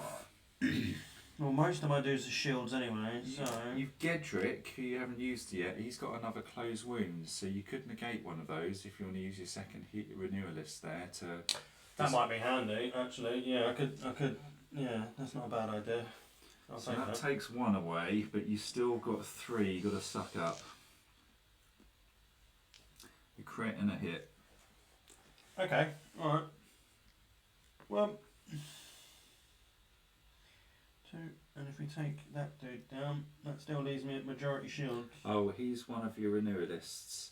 You might want to keep him running because he is providing one of your healing abilities. Oh, right, yeah, right. Yeah, she's a. Go on, we're still at majority shields anyway, so. Yeah. Okay, cool. So end of the turn. So we're in the recover phase. So the cooldowns go down again. Anyone on circle formation will all cool down quicker. you've taken out my circles. Actually, Lordan's in the middle of my circle, isn't he? Yeah. So my heal is going to go down again. And then it is your turn 5. What to do? I know we've been talking a lot, but the turns actually are extremely rapid. I can see, so now that I know how to play the game, and if we weren't doing this as a sort of live play along and learn, then we would get through this much quicker, of course. Yeah. But as I'm trying to sort of ask questions about the game to give people a flavour and to show it off and go through some of the cards, it does take a little bit longer than it should. But, we wouldn't be doing a play along and learn if we weren't talking. Yeah. So, but it's nice that you picked it up quite quick, and we've seen that quite a lot in play testing. Yeah, no, absolutely. I mean, I'm someone who struggles with rules a lot, and that's why I find rules bloat to be a little bit annoying. When you get a book that's 170 pages thick, and you're looking at it going, well, I'm never going to read that. No. But something like your book, where it's nice and simple, you've got a lot of flavour in there. The rules are clean and crisp and just clear to the point. There's no ambiguity, there's no nonsense. It's quick and easy to pick up, and I can just get on and play. I just want to roll dice and have fun. I don't want to be looking in a book constantly. And so far there hasn't been a need to do so much of that. You've got everything on your cards. If I need to look at it, job done. and it's beautiful. And that's great to hear. And whilst you were doing that, I was flicking through the book just to count. There's 14 pages of rules, and actually 4 of those pages are like conditions, you know, paralysed is this, that kind of thing. And the rest is like scenarios, unit cards, battle order cards, because everything's in the book. You can literally photocopy this, cut this up, or whatever if you're doing it on the cheap. Or you can actually go to a website, pay for lovely printed card packs and all that kind of stuff. But it's been designed so that literally you just need that book, and if you're happy to photocopy it or just download the pages from the website, like you can download the unit cards, cut them up, print them out if you want to. And for someone who's, you know, as illiterate as I am, reading 14 pages is quite easy. So, you know, even I can get on and do that. Do it in the lunch break, right? Which is all we get when we get to our age. Right. I'm starting to notice that I'm in a bit of a pickle here, to be honest. So I need to sort of focus on the objective. I was gonna say you're falling into that trap of seeing red, and we're halfway through the turns almost. Yeah. However, you can see, and this is why I like standing models on the side. You can see that actually you've had some brutal fights, especially down there.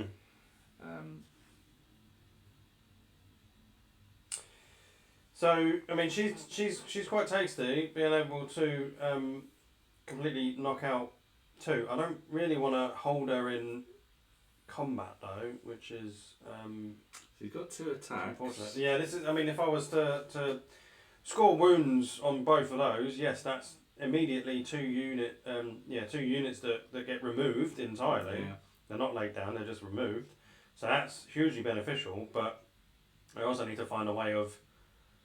You can't split their attack, right? You can't say I'm gonna have them attack those dudes and then some on those. Yeah, absolutely. Because I didn't want to get. Yeah, you can split everything up because I didn't want to get into this horrible situation of where, like say you had shooters in there, they could actually shoot out at something else. They could shoot into it. If you're engaged with multiple detachments, you can divide your attacks up. Okay. Okay, because that changes how I would play this next turn a little bit, I guess. It's a swirling mass of combat. Yeah. And you know, you pick who you want to go. I mean, it makes sense. If you've got someone stood behind you, you're not going to ignore them and just fight in front of you. You would turn around and hit the person behind you who's trying to stab you up the rear. So of course you would. Yeah. But in so many of these rules, it's like no, you lock next. So to what's the rule in detaching a unit? Because just we've got. So you can't fiddle around with detachments whilst you're in combat. So all these formation cards that let you split up, mob up, all the rest of it, they're not eligible whilst you're fighting. You're preoccupied. So we've got Raina here, who's in combat with this unit here. If I wanted to get her out of there. Oh, Raina was. Yeah, no, she was in combat with that, wasn't it? Oh, what have we got there? Hey, we got a follower. Nice. We got up to 41. Yeah, hey. Hey. Thank you very much. I like the running zombie. Yeah, because she's locked in combat. Now you could withdraw. To be fair. So how does withdrawal work then? You literally move away. Just move away. That's a simple order. Yeah, I don't like this, but you can't do an attack order that turn. No, yeah, that's fine. Yeah. But I don't like this. You know, in so many games you withdraw, you take hits on the way out, and I know that if I'm fighting someone and I choose to back off, they're not just hitting me. I'm just moving away. So withdraw is your full movement out, is it? Well, I need to actually check because it doesn't happen too often. So the unit moves up to its movement value in inches. So Raina XC moves 6. Yeah. And also Raina has hit and run, so she can attack after moving. Oh, nice. Units in a detachment move up to the movement value in inches of the unit with the lowest movement value. Units or detachment must move as far away as possible, directly away from the enemy that they were previously in close combat with. Yep. Run somewhere still. I have a feeling, because the rules are more fleshed out in the book, the cheat sheet on the back just has the bare minimum, but if I look for withdraw, I have a feeling you can't attack that turn. The withdraw order can only be carried. Oh right, sorry, it's in the attack order. So yeah, the attack order may not be carried out after after a withdraw order in the same turn. So if you're basically running away or falling back, you're not attacking that turn. Yeah. What's the hit and run then? Is that an attack that wouldn't be? Normally in this game, when you attack, you can't move afterwards, but with hit and run, you can. All the scouts have it. Raina has it. It makes them a bit more flexible because you can like shoot with your daggers and stuff, throwing knives, and then go hide behind the wall or something like that. So yeah, she could withdraw, and actually for a second simple action, she can actually just pick up that waystone because there's one right there. Yeah, that's what I'm trying to do, right? So I wanna move. I mean, it'd be nice to do an attack, but if I do a move order is just a standard move order, right? Yeah. And So I can't withdraw and do a hit and run, can I? no, you could withdraw. Yeah. You got to withdraw directly away from the enemy. Yeah. I mean, so that is essentially right that way towards the waystone. Because of the way it's lined up, unfortunately, it does benefit you. There's an additional order in this scenario for the attacker, and that's secure waystone, which basically pick it up. So you could withdraw with a simple, pick it up with a simple. Yeah. So what I'm thinking of doing is, and I don't think there's any need for me to hide what I'm going to do in this instance. No, really. it's a no-brainer, isn't it? I'm going to withdraw, Yeah. pick up, use my C initiative, and then just try and march. Well, not march, but move again as quick as possible. Oh, cheeky fecker. I just feel like that's the best bet. It leaves me in a position of power then a little bit, hopefully. This is why you should not drink the C's initiative cards early. Yeah. Because if you do this sort of thing... Yeah. I mean, this is the power of the C's initiative, right? You need that big moment thing. Right. It's not just, let's just play it because it's fun. It's no, you need to use it strategically. And in a moment like this, I feel like this is going to be a perfect song. That's going to screw me over. So 6 inches, move, withdraw. So that's just straight out to... I could go up to 6, which is to this point. So I can go there. Yeah. So you can secure it. I've just trampled over all of my wounded fellows. We'll pop it on her card since she's got it. So she's picked it up, and now I'm going to do a siege. We probably need to move the camera around. Yeah. Or is it still in a good spot? No, I think we can do. This is a perfect opportunity to do. I know we intend to neglect the camera. Yeah, apologies. I do this on every live stream. I set this thing up and just leave it in one place. It's tough. I mean, you need multiple people sort of getting around and doing things, because you've got the 2 people who are playing and just doing their bit, and then you need the cameraman to come in as well. So this is why these pro streamers have a team. Might have to hire someone. Yeah, next time we'll bring someone around. I'll see if I can get a cameraman for us. Yeah. We're professional anyway, Semi. Kind of. I try to remain as professional as possible. So I'm going to use my siege anyway. Siege initiative, sorry. Yeah, I think that's just going to have to be done. So we'll burn that. In fact, I'll put that in the burn pool over here. We've got Raina in the shot. I'm not sure if she is. Where is she? She's pointing at my finger. It's my finger. There we go. Oh, she's right. She's there. She's there. She's going to be in. She's going to be in shot in a minute. So she can now do another or simple order, but she's. No. So she done a withdraw, so she's allowed to move because that's not. Because they're different orders. It's a different order. So move up to 6 as well, right? Yeah, it's going to put her very close. Very close to the edge, or well, to be honest, I want to get a little bit further away. I know your boys are slow, so. My tin men. You want to put that next to her? Epic. I'll get her in shot. Oh, well, that's screwed me over, isn't it? Can we get the camera back that far? Just about. You just gotta. Just got her there. There we go. She's running away from the action. I tell you what. We've got your crotch again. Everyone. She's My the crotch cap.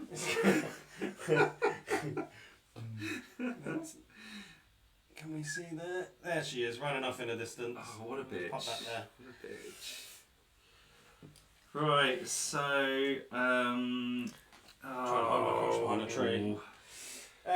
Yeah, I mean, seeing as the objective here is to get those waystones away, it seems sensible to just peel her off, really. Those dudes can fight over there and die for the cause. I think we're going to have to call that my turn over. So, I'm going to... I'm definitely in a dire situation here, though. That's really annoying. That's really bloody annoying. I kind of want to. I want to press my advantage over there because the Nox on your shield goes down. But if I don't deal with her, she's off. So I think, and this is where I quite like being like in Infinity. You have orders and you just activate whatever the hell you like. It really annoys me when something pressing is going on. You've got to deal with it, but they're all saying no. Yeah. You've got to cycle through everyone, and you've got to go activate this guy who's picking his nose in the corner. It's like, why? So, now the danger of moving away from people on the floor is you'll break detachment, or break formation with them, sorry. So even if you did get them back up, you then have a problem if they're on their own. Yeah. So I'm going to do a little bit of obscure movement here with this one. I'm going to move them around. I'm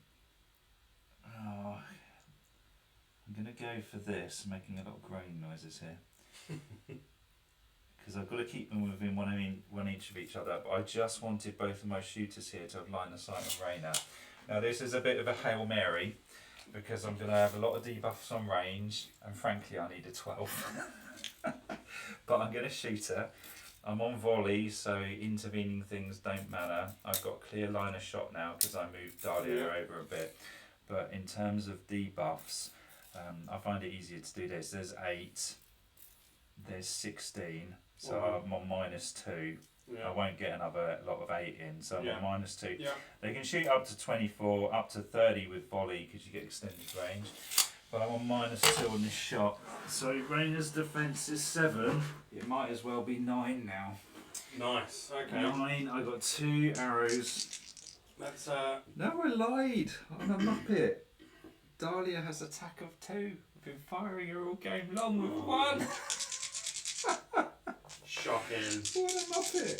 Shocking. So 3 dice. I need 9s. Let's pray. If I don't get this, that's off the table. Come on, roll at that, please. You've been rolling so poorly. Oh, there's a 12!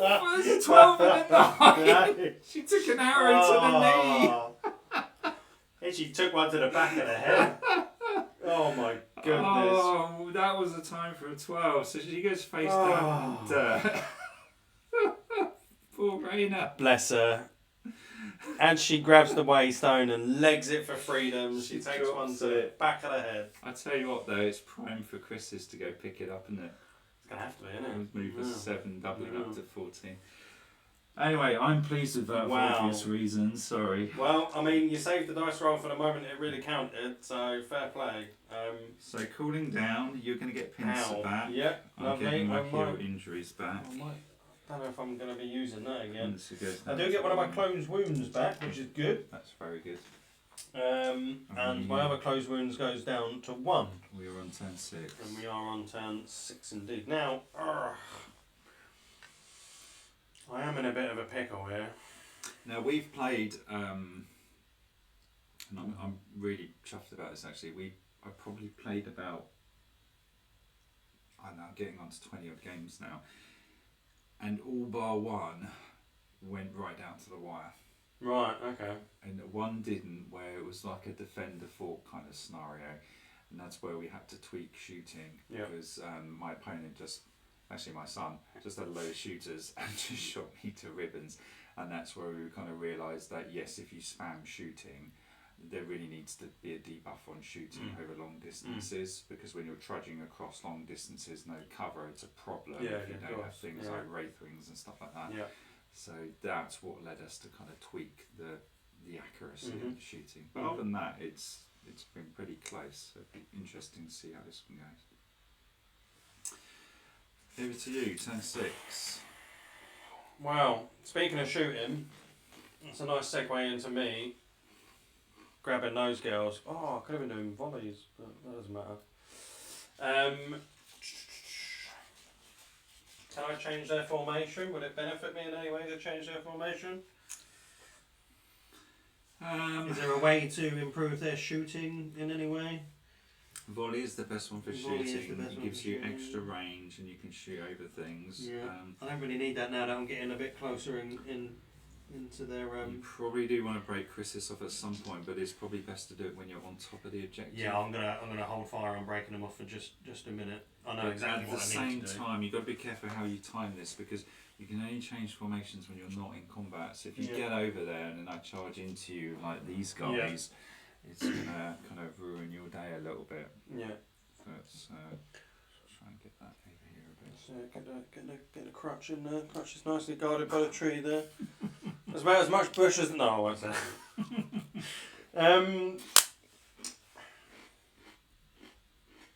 So we've got 2 wounds on both, or two endurance points on both these guys, right? And then a single endurance point on the other one. Yeah, as I know, actually in Dahlia is endurance 1. Oh, okay. So Dahlia's here, she's 1. Vorian is 2. Okay. She's good at attacking with 2, but she's just as weak as the rest. She's lightly armoured and not a tanky knight. What you gonna do? I can see the cogs turning. Yeah, I'm really gutted about her going down. I'm not gonna lie. Also a bit frustrated that didn't pan out as well as I hoped. I'm gonna try and whittle the archers down on this front. I think. I'm just thinking about the amount of endurance points there. So you've got 4 spread across there, haven't you? Because that'll be a two endurance unit. Well, I think I have a feeling Heldran's actually 3. Ooh. Yeah, he's 3. Oh, so there's 5. 4, 5, and their majority shields on defensive. Yeah. They will be hard work. So it would be easier for me to take on the archers there, to be honest. This I feel like is kind of lost, really, to be honest, with the amount of people that are there. You got more. You do have a hill injuries where you can get someone back up with Nathaniel in that detachment, which is what I did earlier. I got someone back up. I mean, I still think you're in the fight, but I don't know what you value more. I need to grab a waystone, quite honestly, but I need to whittle down that force before I move anyone in to try and do something, because if there's too much there, it's going to be problematic for me to move in a unit. Yeah. They're the ones at full strength at the minute, and they're the ones that are going to probably do the most damage at the minute. You know what? You could just engage sniper and shoot them. Yeah. Don't move. Engage sniper. Improve your roll. If you wipe off my shooters, it takes away a lot of my options. What's T-Ball saying? Liam, now you have to rewrite the ending of the saga. Oh no. Yeah. And you just screwed up the entire series. Thanks for nothing. Oh no. I like that. Go back to Creator Games. Yeah. Well, we could do a little one-shot. We could do a one-shot comic where Raina gets taken out in a Hail Mary. Don't get me started on this multiverse nonsense. Don't. Yeah, it's the multiverse of. Right. That's it. I'll do a one-shot comic. It's fine. Actually, I do like the idea of this sniper. Can you go full sniper? Improve your rolls. Adds +1 to the attack rolls and denies the target any use of cover, not that anyone's in cover. We are more than, I think we previously measured, we were over 8 anyway, so we're about 12 inches, so My defence it would take me back to my standard shot anyway. You know what? I'm in a dodgy position here because Dahlia's defence is 6. The others are 8. So if I lose any more knights, the whole unit, the whole detachment defence goes down. But you need 8. But if you do engage sniper, you're going to get +1 on all your rolls. Then Talia 2 shoots twice. You've got 2 more. There's 4 dice. Yeah. Essentially I'm gonna needing yeah. 7s. Yeah, I'll go for the sniper. I think I will go for the sniper there. I'm going to chuck a dice on it. Yeah. To set it cooling down. Yeah. I'll stick that over by them as well. Right. 4 dice Okay. need 7s. I should have stuck a fade on it. Ran out of orders. So I had to move over to get shot on Raina. Well, I mean, to be honest, you did well there because I would have just run her off, and taken a waypoint. So you did the right thing. I got lucky at that 12. Yeah.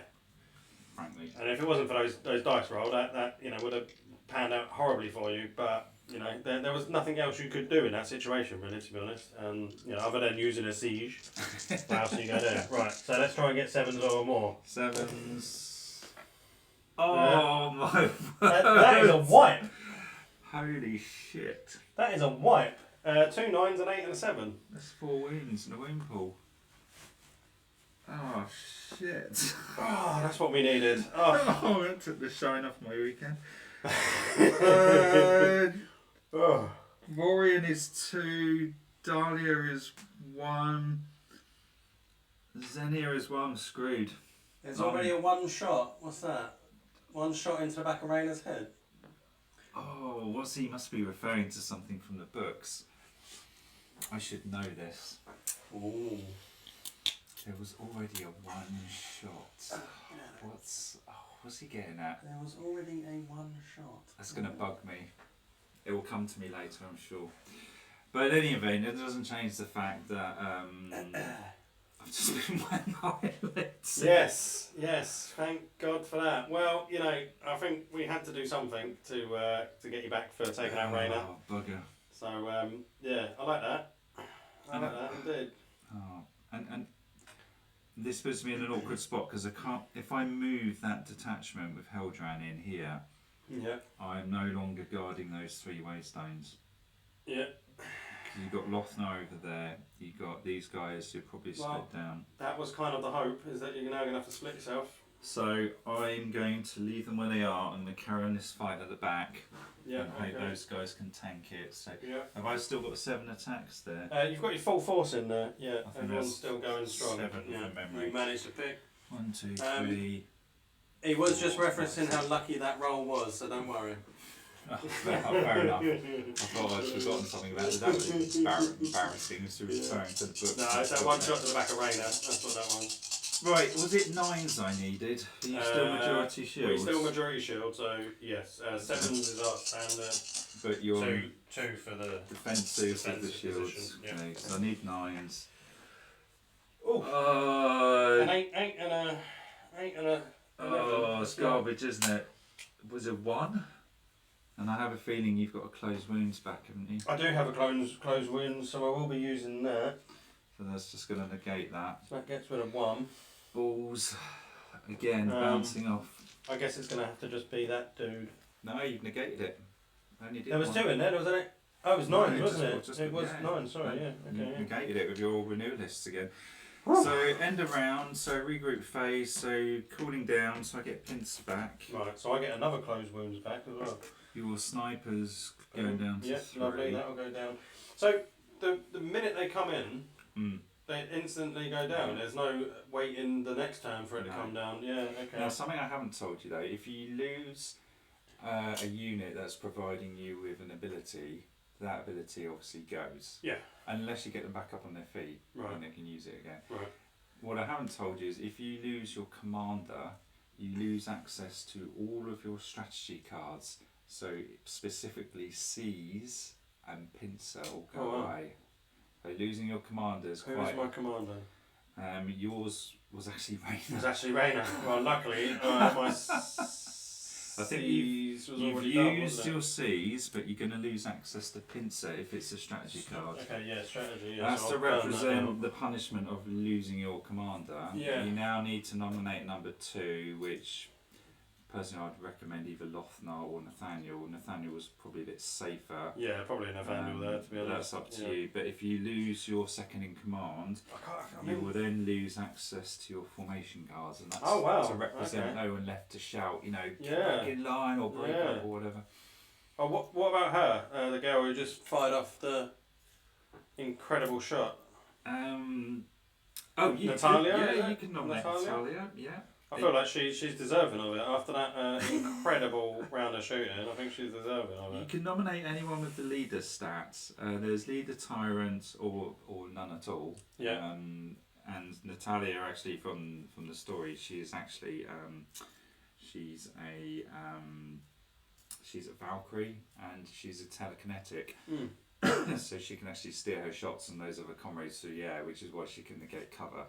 And there's a deadly shot. So There's quite a nice Feels scene. like that's quite fitting. There's quite a nice scene in one of the books where she launches one of the Luperdu into the air and it just fires a shot up through the underside of its mouth through its head. That's quite cool. Nice. Anyway, I digress. So it's your turn. Is it 7 now, or have you moved that? No, we would be on 7 now. Yeah. Yeah. We're running out of time. We are. Right. What you gonna do?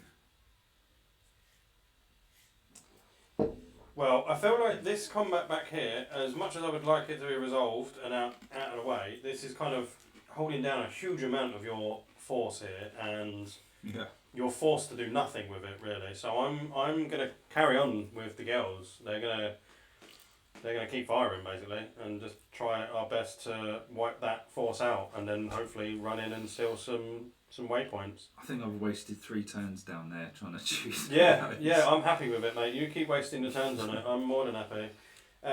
So what I might have to do is waste an order getting that little bit closer, so I don't get the reduction in my. So they can move. Hits. Is it 5? 5, I think they are. So I'm pretty sure you're right. Yeah. How close do you want to get? Well, I need to be within 8, and I think I'm probably about 12 or so out, or something like that. So I don't want to get. That's 5 because you I don't can. want to get mad close. You can measure this bit because you said you're going to do. What's your charge? You'd be 7.5, wouldn't you? They move 5. Yeah. I'm pretty slow. Unless I deploy Wraith Wings. Unless you deploy Wraithwing. I do. Unless I just wipe you out in another round of incredible shooting. If I can get a couple of 12s in there, that's just game over. I think I'm gonna risk it. And hopefully, is it Chrysis doesn't go down in the ensuing battle that is, I'm sure to follow. We'll put Chrysis at the back just to. Well, you're in volley. You got to be in a I've line. got to be in a line. He's got to be on the front, Yeah, barking okay. away. If Woof. he goes down, T-Ball will not be pleased. If he does go down, T-Ball, I'm very sorry. Please don't hunt me down. Right, we're gonna give this a go. So yeah, we're gonna be shooting into those. So I can measure that now for So 8 inches. You've got 2 for Natalia and Yeah. 1 each on the others. So, I mean, it is like on the edge. That's whatever you To be think honest. it is. I'm not gonna. It's 8 and something, to be honest. Is it just over 8? It's 8 and a mark, really, to be honest. Oh, is it a -1 or? Your game, your rolls. Dice it 1 to 6. It's in my favour. That's in your favour, right? Right, So- -1. -1. They are 8. However, I've been doing this wrong. Dude. They're 8 defensive, 9, but they're majority shields, so they're 10. Well, that's going to be harsh. That's going to be real harsh. Okay. Let's hope for a couple of 12s in this then. I mean, don't. 10. Oh, you're on a minus. I'm on a minus as well. 11. 11. Oh, God. Oh my word. Yeah, so this is why I wasn't really wanting to attack him most of this. Oh, most of right, this yeah, game. because last time you used sniper, didn't you? Yeah. Oh, that was on them anyway, so it Oh, doesn't. Yeah. oh, yeah, you murdered them. Right, okay, so. Right, so we need 11s. 12s. We You need 12s, 12s. basically. Yeah. Come on. You need some crit hits. Oh, Oh, there's rubbish. a 10. There is a 10 in there, but it's That's not good not enough. enough. Yeah, 8, 9, 10 with the shields, Yeah. and then the debuff on the range. It's a shame you went a bit closer. What am I going to do? I have to just stay there, don't I? I'm determined. I don't have much left. I can't walk away from that fight there, because if I do, you'll just take that and go. Yeah. I can't move this, because if I go this way, he'll come in and go. Yeah. If I go this way, they'll come in and go. Yeah. In fact, that's worse. They all split and take Yeah. 2. So I'm absolutely stuck. So there's war of attrition for me. You So just stand. 7 dice. Am I still trying to get 9s? What are you? Oh, you're fighting them, are you? Yeah. Yeah. Okay. Yeah. Was it 9s on those guys? Yeah, 9s on those guys. Yeah, they're still just about strong enough. I do have a closed wounds in there as well, but yeah, you've Son got of a biscuit. you've got 5 wounds to get through here, Come so on. it's doable. Oh, it's a Oh. 12. Oh, There's a 12. yeah, I think this could be it. There's an 11. There's a 10. I think this. And there's a 9. Yeah, I don't think there's any way I can get away from that. Okay, so that's you're the going one. to close wounds 1, right? I mean, I don't know if there's much point in it Well, because you might as well do it anyway. Nathaniel is 2 wounds, right? So, well, use your close wounds because you might as well use it because it's. Well, I don't think I can save it though because there's only 3 of them there.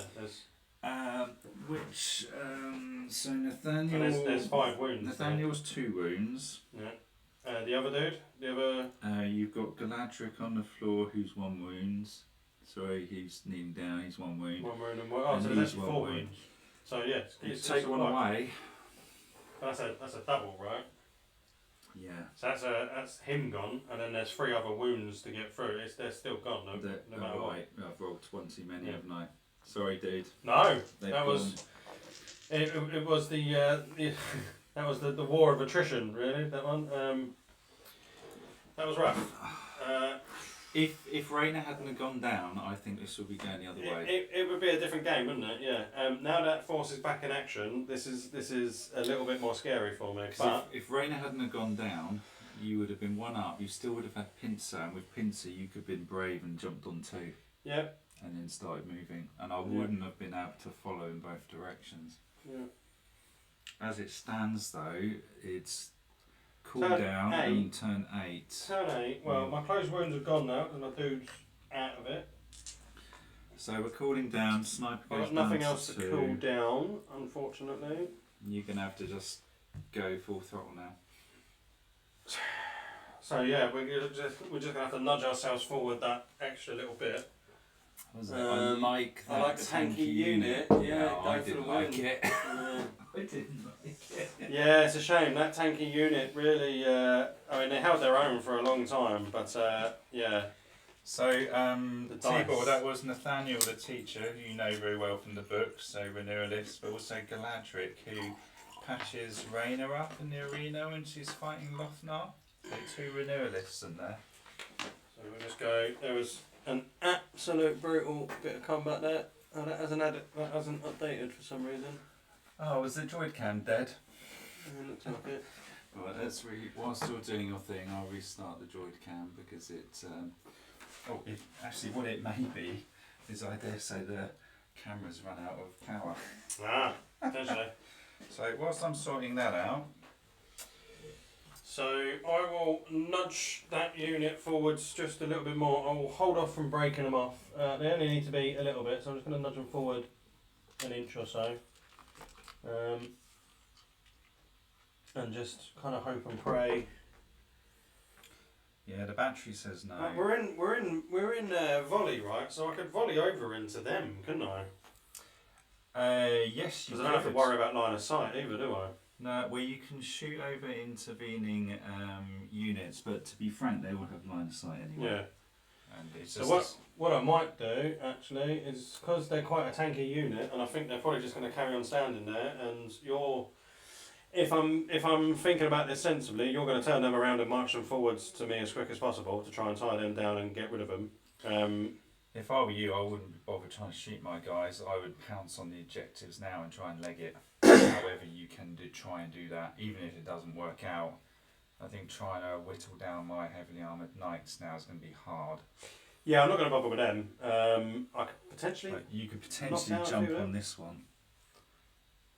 I don't have any shooters, so actually, if you break Chrysis off now, I've got nothing to shoot at long range. That's probably my biggest weakness right now. What's the break off? Is it complex? It's a complex break formation. However, you don't have any. I don't have a siege, because you lost Raina. But I mean, to be honest, even if you were to march, you're 10 inches. I don't think you're close enough to get. I would whatever you can do to try and break off and pounce on those. Yeah, I'll just I would give that a go. Back a little bit more. So they were back there. So There if I break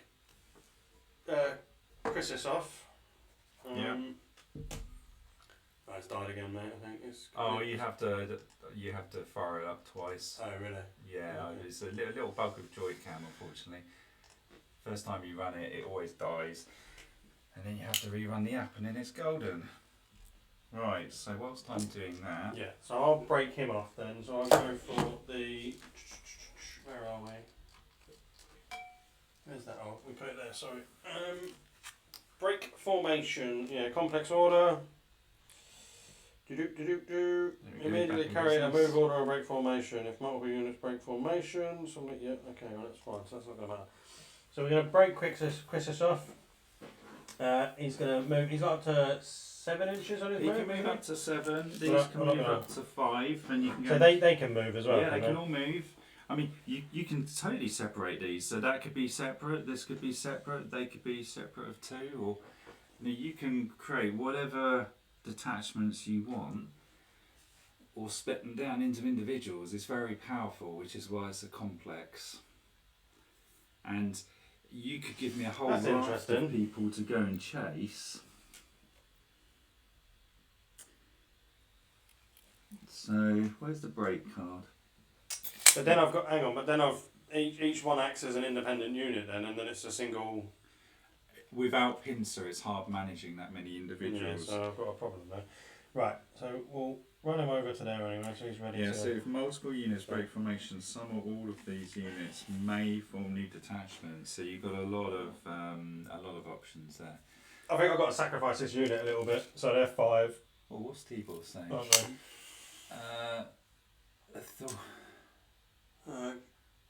Go for the win.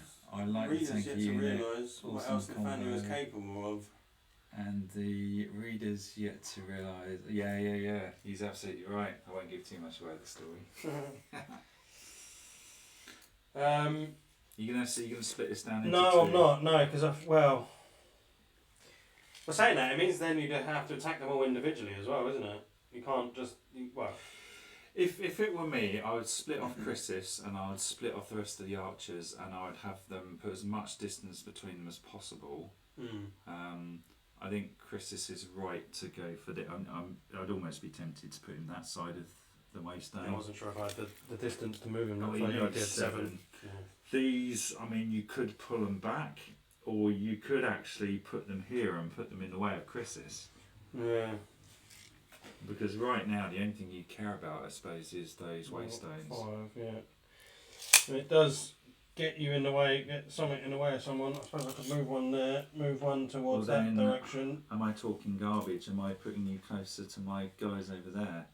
But then I only charge 7.5, don't I?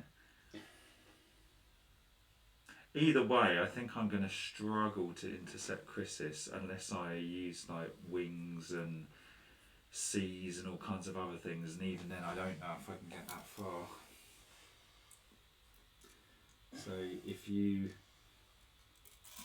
Oh, you're splitting them all off? Yeah, because then if you have to go for one, then hopefully the other's free to dive in and try and take it. Crafty. Crafty. I mean, I've only got 4 turns to do this, so I'm going to struggle, but let's see what we can do. So that is me done, I guess. Apologies for the chestiness. That's all right. Just bear in mind, because you may even split them further apart. I can engage, when you charge, you can engage multiple units if you can spread enough. So you just remember with that formation I'm in, I can get 1 inch between my guys. I might be able to connect with 2 of those maybe. Unless I mean, if I was there, so I'd point a little bit further down that way, I Yeah. guess. And that one would probably go closer to there. yeah, and that'll make it harder for me to engage multiple. Yeah. So now it's my go. Who's this guy back in? Dothnar, I mean, he's great, but he's just been sat in there. Yeah, well, he's the sea of corpses. So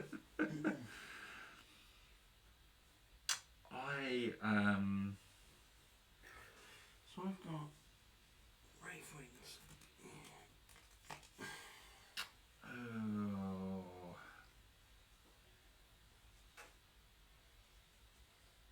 Can I even stop Chrysis? They move 5. Wraithwings would get me up to 7. And then I can charge 1.5 times movement. What's that? 10.5? Have I done the maths wrong?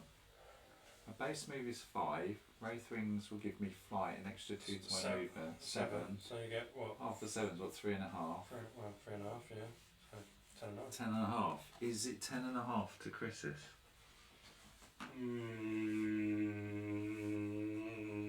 But then if I do that, I abandon this, don't I? It is damn close. And then do you also want to risk taking out Chris's as well? I mean, we can't be having Rainer go down and Chris's in the same game. That's like saying don't press the red button, therefore I'm pressing the red button. Sorry, Oh, T-roll. no. You heard it from him. He wants Chris's death. I'm doing a seize initiative, sorry man. I'm going to engage my Wraith Wings. That gives me flight. Should have used There is a little rings a bit earlier, I think. So they've got flight. I'm gonna stay on defensive because I don't have enough orders to deal with this stuff. So Wraith Wings, where is it? It's got a cooldown of 6. So I won't be getting that back. Hang on. So you're talking about doing a move and then a charge. You wouldn't be able to move and charge. Oh, I burnt a seize initiative to get a 3rd order. So my seize has been used to do Wraith Wings, and then that gives. Still got 2 to be able to do a charge. That gives me flight 2 condition. Yeah. So I've got 2 on my flight token. So that means I've got a charge of 10.5. Who are you charging? Where are you charging? I'm going to charge Chris this. Oh, you're charging from them. I was expecting them. Oh no, he's 9. Oh. 9. Maybe I should have done them actually. Maybe this is a bit daft. But I will have flight for a little while, so their speed is ramped up for the moment. So flight 2 gives me down here. And I'm going to chuck a load of dice at the direwolf. Oh no. Oh no. 3. Poor Wolfie. 3 from Don't health. do this to me. He's 2 endurance. He could easily go down. He's at 6. 2 from the other guys, and I've got Annika. I'm going to do Annika separately because Is it T-Bar? You saw this, mate. He's done this, not me. I was trying to keep the wolf safe. This is Liam's doing, not mine. you were just a crappy guardian, man. I'm rolling Annika separately. I thought Fenrir would be fine. I mean, Annika's got zeal, so she can re-roll. okay. So what's Chris's defense? 6. So zeal roll has missed, so Yeah. she's got a re-roll. It's an 11. That's 1 in the dead pool. Loads of dice. I need a 6. Oh! This one. Direwolf is on the floor. Barely actually. It was 3 hits, so he's yelping in pain on the floor. Unless, obviously, you now have to get one of your renewalists over there to. But my renewalists are all patch dead. him up. What's he said? Is that done or out? I think it's a doe. Dull. He's yelping on the floor in pain. End of the. Have you just done that, or are we on 9? We're on 9 now. Yeah. We're on 9. So cooldowns. The wings is going to drop to 1. I got no cooldowns. Your sniper's almost back. Sniper's on cooldown, and that drops to a 5. You'll go. Right. Well. You know what you should have broken down earlier. Broken formation. Yeah. Yeah. Maybe in hindsight. Yeah. I was thinking getting a bit closer would be a better idea, and do it lastminute.com. Taking out my archers, though, to be fair, has been quite hurtful for me. It's taken away a lot of options. Yeah. I don't know how much I can. So I need. It's 2 inches for the wings, isn't it? It's a simple order. Yeah. 2 inches for the wings. Let's just get a shot of Chris's corpse. Well, he's not dead, is he? He's just. He's a casualty. He's a casualty. He's been wounded, and he'll limp off the field later on. Oh goodness.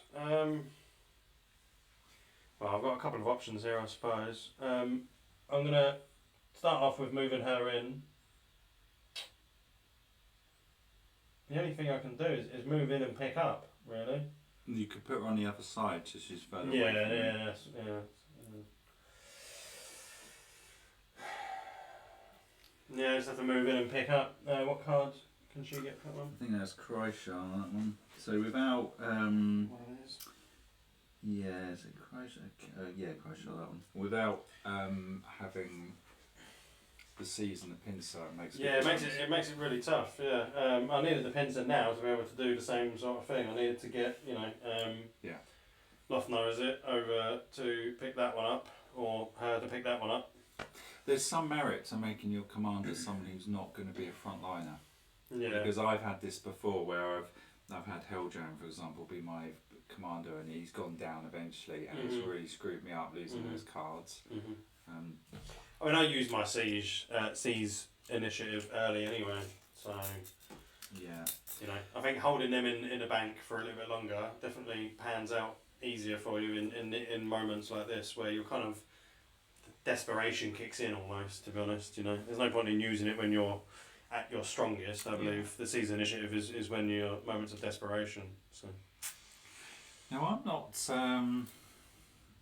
not sure what to do here, because if I double back, one, I don't know if I'm in range. I hope I would be if the Wraithwing's running. But then he's just going to take that and go that way. Yeah. In fact, he's just going to go through the hut, isn't he? It's kind of the hope is stable. that if I split off my units, then it makes it harder for you to have to chase them all down. But I don't know if I've got enough turns to get the Waystones, and get them out in time.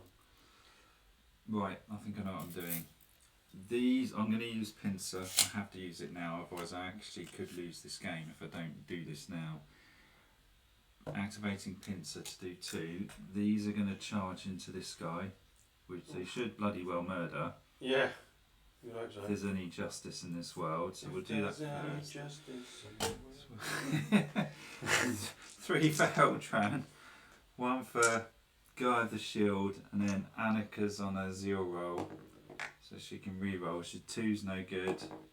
Re-rolling of 6. What is that guy? It's just going to be a 1. It's an aspirant, I think, the one at the top. Yeah. I know that defense 7. Oh, defense 7, so. So that's no good. Oh, sorry, there's one endurance I meant. Anyway, so yeah.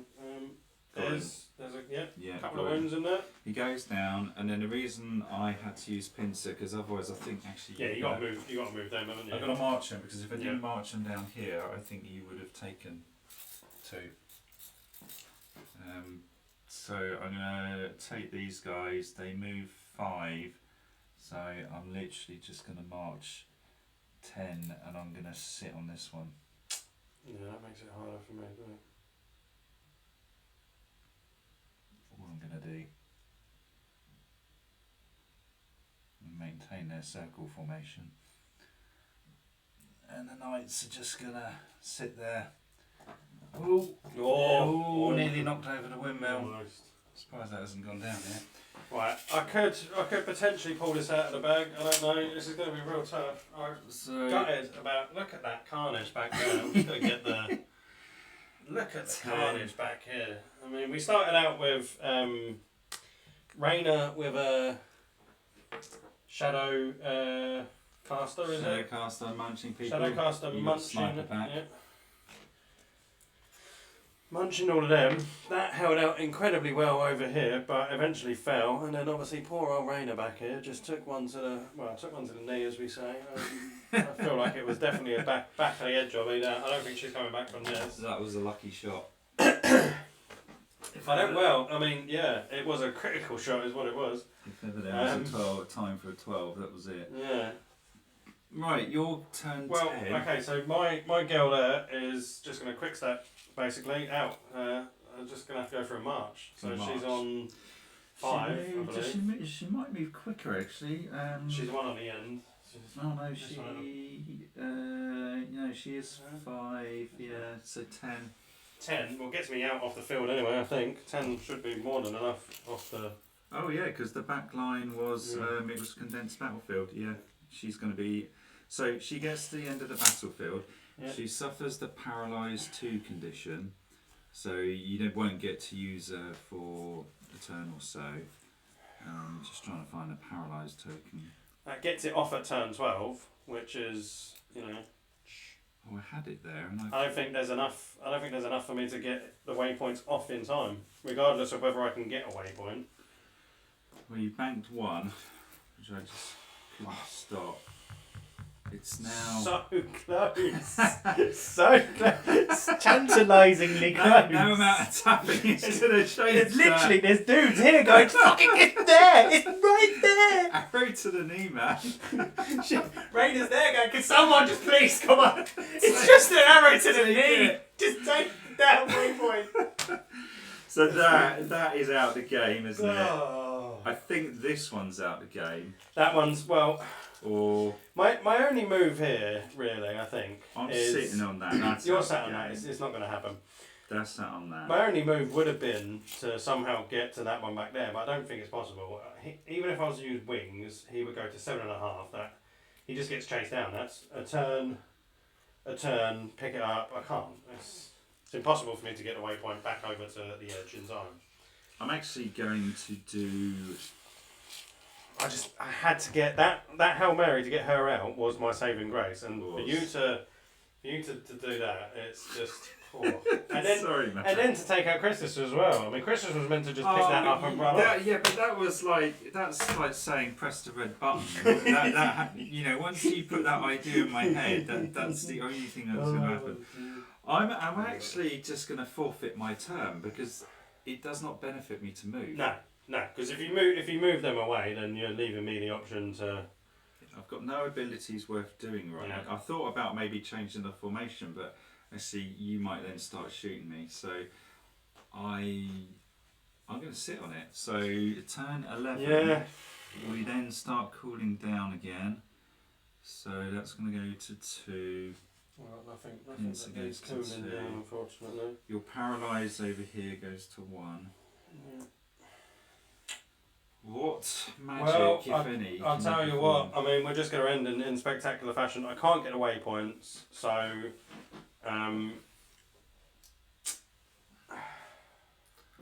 Oh, can I over here. charge? What's the?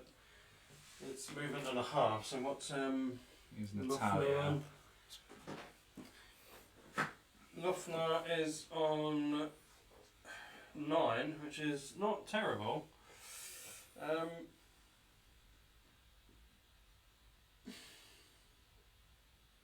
What are you thinking? Just stun the unit and do a flying headbutt in? It would be hilarious just to dive in and just see. I mean, he's done nothing, has he? So this is where I got screwed over by Dave Mook in a previous game because there was a similar setup, but I was a bit closer. He'd used the C's to engage Wraithwings, then he marched over my head. Yeah. And I couldn't turn around quick enough. Yeah. And he picked it up and ran. Yeah. Oh, I was so gutted. Yeah. If I'd have moved him forwards a couple of times, I'll be in a better position. But having him sat there, I mean. He's just mourning over his dead Yeah. buddies, his injured buddies. Oh. Remember, no one died in this game. No. Well, apart from this one, the life force you He sucked did. out. He did get his soul ripped out from his body. Unfortunately, that is the only casualty in this game. No animals were harmed in the making of this video. Lofner's just going to charge in just for the fun of it, to be honest, just to Is it shits and giggles time? Yeah. Will you even make the charge? Yeah, it's 9. It's I'm quite confident. fast, I'm isn't it? confident that's He moves that's gonna get 6. Yeah, it's 9. You're going to go. So it is in. 9. So I'm well within. Yeah, Right. that's 6. He doesn't even need his full. So yeah, he Just is goes down. fast. He has 2 attacks, Yeah. and You ain't you're gonna do going to enough. be rolling for 8. Is the base armor of the Knight's Thranis. I've got the no See what he buffs. can do. Oh my god! He's done An 8 and a 12. Oh. What a bastard! Oh. I mean, what a charge! Take that! Giga Chad! If I can't win it, I'm going to take as many of you out as I can in the process. Holy shit! Brilliant. Oh, I love it. So I'm gonna have to use Lordland to close the wounds. I think you not should see that suffer it, to coming. be honest. I think you should suffer it. Well, that gets rid of 1. I still lost 2 knights. What a bastard! Wow, I should have charged him in more often. As if Aidan were here, we'd be mumbling words like poggers and Billy Big Balls. Oh my god. He's just come in swinging, that's for sure. What an absolute bastard. Well, I'm going to fight back. Yeah, I feel like he needs a slap back, to be honest. He needs a big slap. That's you can't let that go unanswered, can you? To be honest. No. It's, what a bitch. What? That's why he's been sat there. He's just been, he's been holding it all in, all that aggression. You've just all of our mates. I'm going to come in and let it all out now. I was picking up the wrong dice. I'm so infuriated. So Gedrick is 2, Lordan, Falkai, and that other guy's name. He I can't remember. might be down. What's he on? 6. Defense 6, 2 endurance. He needs to go. I believe he's gone. Yeah. Yeah, he's just about. He's just about gone. Yeah. You mother trucker.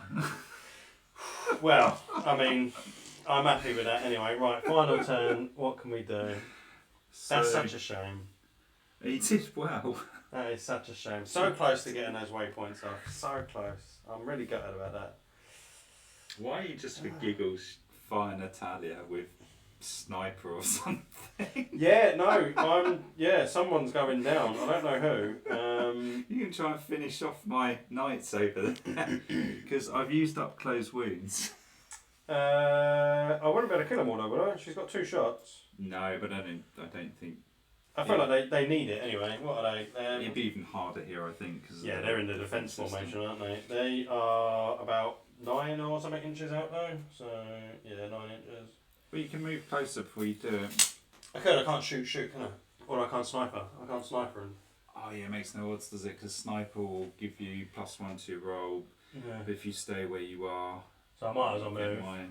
Might as well move and fire. Stamp on that geezer's head as I'm doing it. Take that. So stop your whinging. It's a straight shot. You get 2, and my base defence is 8. So 2 dice. Can I get 2 roll swells? double If I get double 12, that could be hilarious. I would wet myself.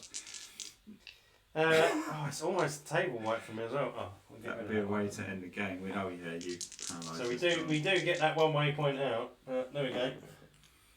Oh, No. I thought I saw it. A 2 and a 4, rubbish. Yeah. I'm gonna just. She was too interested in stabbing the other guy. Just because I'm feeling a bit. Charge me? Vindictive. No, Lordan is going to use his heel injuries to stand up. One of these guys. There we go. Nice. And that, my friend, is battle orders. There we go. What a battle order. You did very well. In fact, if Raina hadn't have gone down, you would have won this. It was very close, yeah, for sure. You moving that archer into that line of sight of her and getting the 12, that sight kind of sealed it for me. This fight back here, phenomenal. I mean, this lasted for so long. It was incredible to see. Chrysis definitely needed peeling off earlier. If it had came off earlier, I think I could have got that waypoint a bit sooner. Yeah. I fought.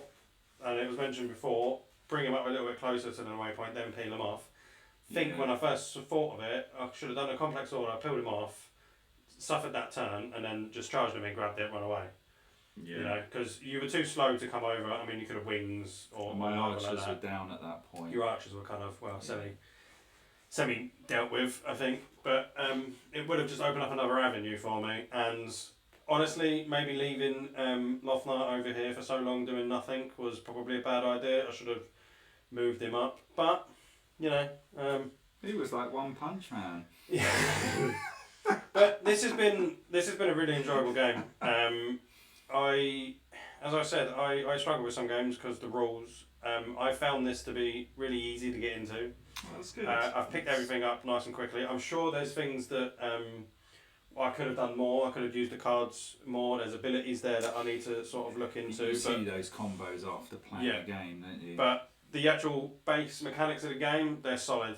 They work really well. You pick up your dice, you roll. There's no complexity to it. You find your armor value, you apply any your debuffs or buffs or whatever it might be, and you roll that dice. and what you get is what you get, and I love that. I think that's really good. The move that's charge very orders good. work really That's well. good. I love the way you've worked out charge as well. Quite honestly, some of these other games are a little bit annoying with the charge.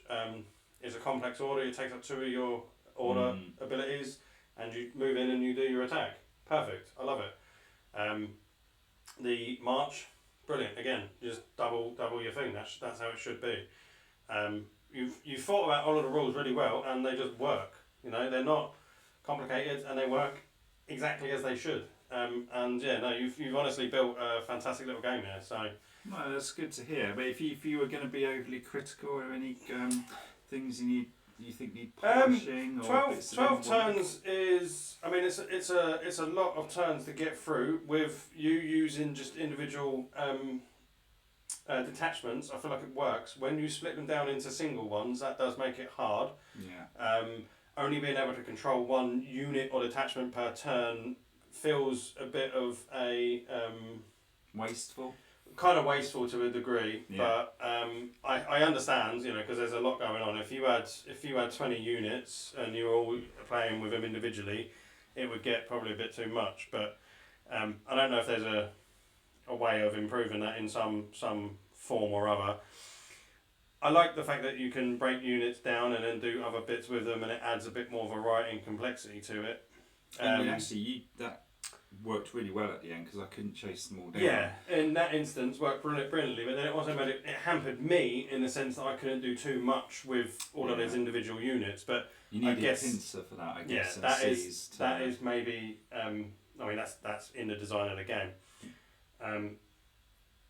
Losing, it's not a criticism, but losing the abilities to your leader, that changes the game hugely. It makes it much harder. Having them binned off straight away also makes it very difficult as well, I must admit. Yeah. You've really got to think about how you use them. Yeah, you can't just throw your commander Spaff- straight in. Spaffing them at the first turn, not the best idea. It's hilariously fun. We have all done this. Hilariously fun, yeah.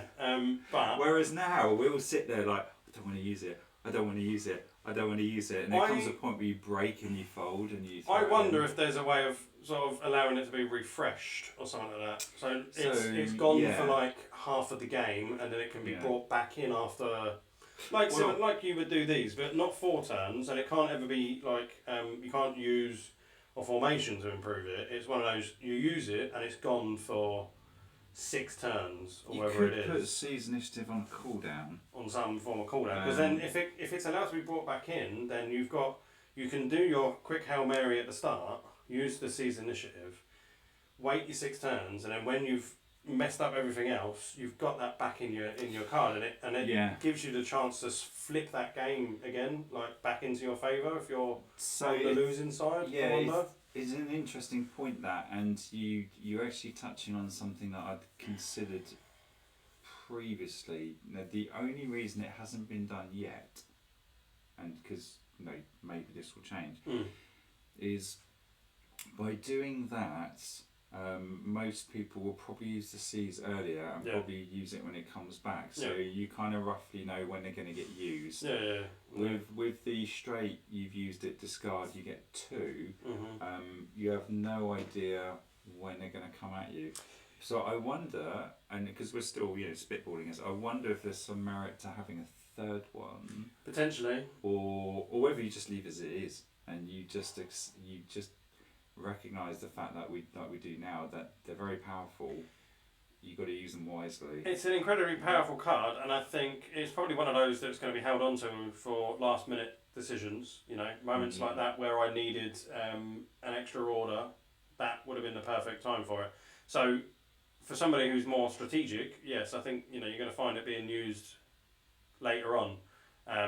Someone like me who gets a little bit excited and just wants to charge straight in, it's going to be smashed straight away, and then I'm going to be regretting it later on. Yeah. So what I had done to me a couple of times recently, which is quite interesting, I had people gingerly walking up behind scenery, so I couldn't see them, and they knew that I didn't want to break from where I was. They would then put up Wraith Wings, and then in the next turn they would hop on fly over, pick up, use C's to then go back. As like, oh, you crafty buggers. and that got me, and it was very good use of it. And I mean, it really does depend on where the scenery is at the end of the day as well, because that changes. I mean, I'm not that janky when it comes to games. You know, I run straight at my enemy, and whoever gets there, whoever gets there and gets the punch. Well, thank you. Thank you very much. I appreciate that. Shake hands. Thank you very much. I appreciate it. It's always nice to come down and play Outpost 18. I do enjoy it, and I look forward to the next game. To be honest, it's a good crack. This is thoroughly enjoyable, and I'm already looking at ways that I can win this back. So. So it also, the game changes quite a lot depending on what factions you ally with, because I mean, I like factions, most people do, don't they? They gravitate towards a certain faction, but it's nice to be able to, I think at least, pull things from some other factions. But when you do that, it does then force you down a route of, well, my commander then has to be this, because he or she has a bond with these people. Which is why in here I've got Danica as my commander. In fact, you know what? I've just realised. I've just realised as we're talking about it. I think he might have won this. Danica's my commander. So when she died, I should have lost my C's and my pincer. Oh! I screwed up. As much as I don't want to admit that, as we're just talking about it, I'm just sitting there looking there. Isn't she in that pile of casualties on the floor over there? Is she down She's here? The one with the flaming Molotov in her. Oh no! Oh man! Well, we can't rewind that. Well, we'll call it a draw. We'll call it a draw.